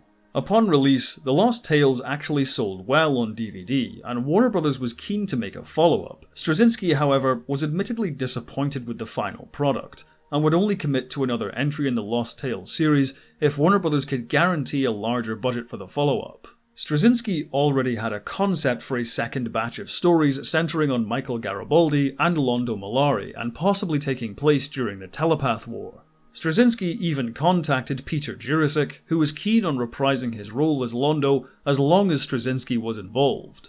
A writer's strike that year, however, derailed plans for a future release. After the strike, Warner Bros. Restated their interest in another installment, but wanted to budget it similarly to the first Lost Tales, something Straczynski wasn't happy with. The studio also couldn't guarantee Straczynski full creative control if a larger budget project ever got off the ground. By July 2008, J. Michael Straczynski chose to shelve The Lost Tales and stated he didn't want to dilute Babylon 5's legacy with subpar DVD releases. And what a legacy that is. In today's television landscape, where serialized storytelling is the norm, it's hard to ignore Babylon 5's influence. Despite the conventional studio wisdom of the time being against it, the show proved its worth, winning critical acclaim, multiple prized accolades, and the eternal devotion of an incredibly passionate fanbase. The impact on the science fiction genre itself also cannot be understated. At a time when Star Trek was assumed to be the only game in town, it's arguable other mainstream and cult sci-fi hits like Stargate, Farscape, and the return of Battlestar Galactica only got off the ground because Babylon 5 proved there was room enough in pop culture for more than the adventures of the USS Enterprise. While it may not be the franchise juggernaut some other shows became, it still commands an incredible amount of respect and admiration to this day. And it's this legacy which makes the prospect of Babylon 5 someday returning an exciting one. At the time of writing, a Babylon 5 reboot with Straczynski once again at the helm has been announced as in active development. It's yet to be seen what will become of this new version and how it will turn out, but I know I will be there to watch it. Because to paraphrase Jacquard, the part of me that is excited and curious for the future is deeply thankful of the part of me that loves Babylon 5.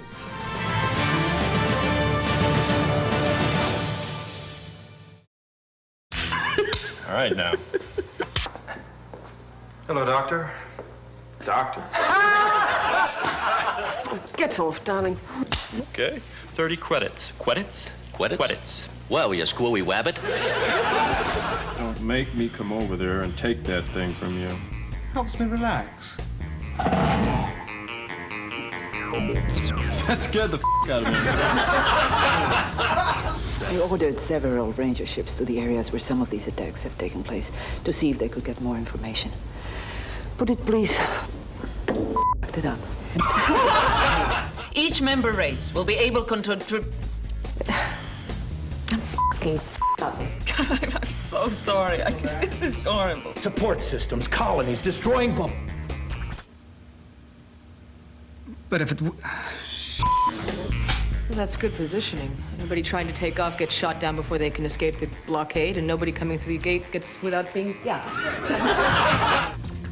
We're jumping. Get ready. Shut up, I didn't say that. Oh, Captain! Druggy! Delenn, we're ready to jump. I'll tell the rest of the... What the hell? Somebody jumped. Your ship is out of control. Let me do it again. Run around again. Here we go. Hurry up! Cal, there's a war going on! Cal! All right, pick that creep up and throw him in the brig. Be careful. Check out the area and keep the little captain. Never? You found the big one, huh? They could deliver it to safe zones in the Narns, Rene. So even though you don't technically speak for your government back home, you do speak for the Narns, so I'm going to start again. That's right, we'll get no problem. Narns, you Yeah. always have such a thing with the Narns. Narns. I've been where he is. I just, the scene up at the end here, and I don't know why. Hold me? Okay. I'm sorry, I got here as fast as I could. They show no indication that he was suffering from any kind of medical problems. There. Do it like Elvis. Thank you very much. Everyone always said that it was impossible to take out a Minbari Morcuser. Could this situation possibly get any uglier? Well, answer me. I don't know. We just got a coded message from Earth Force Intelligence, ultraviolet priority. They posted a system-wide fugitive. Don't mean me. I do not lie when I say this could have been a major something. When the Emperor dies, the royal consort, it is presumed, I'll tell you all about it later. She's going to call me any minute. Ambassador! Coming, lady!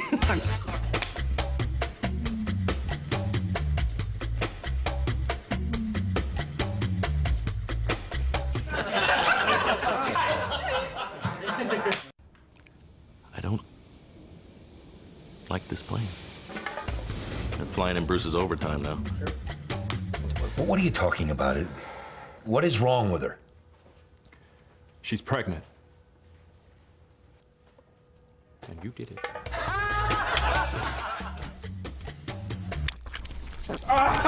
Scared the hell out of me. I thought I saw a putty cat. I did see a putty cat. Where's General Haig? General Haig is doing Deep Space Nine. It seems he was double booked by his agent and there was nothing to be done. So you'll have to do with me, sir. I'm sorry. I was out there for a minute. One more time. Delenn, I'm sorry. I've got to stop. I can't eat. Can't eat with your teeth. I'm sorry. But you're damaging the cause, and you're hurting this station. Now, it wouldn't be so bad if I at least understood the scene. Yes, Via, what is it? You asked me to remind you about Aldira's suite. Yes? Her name's not Aldira, right? Don't make me eat this So this is what this is about? So this is what that is about? What is it? Now let it dissipate a bit. Are you smoking more and enjoying it less? I just received a narrowband transmission from the Alexander. That's General Haig's ship.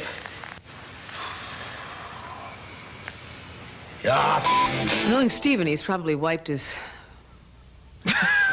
Wiped his what? I'm Captain John Sheridan. This is my second, Commander Susan. I'm Commander. I have not had a drink, I swear to God.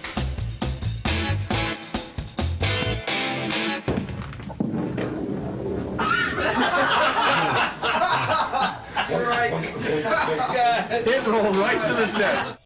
Mr. President, I thought you should know. You and I flew F-16s last Friday at Edwards Air Force Base and pulled 9 Gs. Thank you very much. I think we have a handle on your problem. Action. Bring it back. I need it back. I'm telling you, get it going. Oh, come on. Ah, the humanity!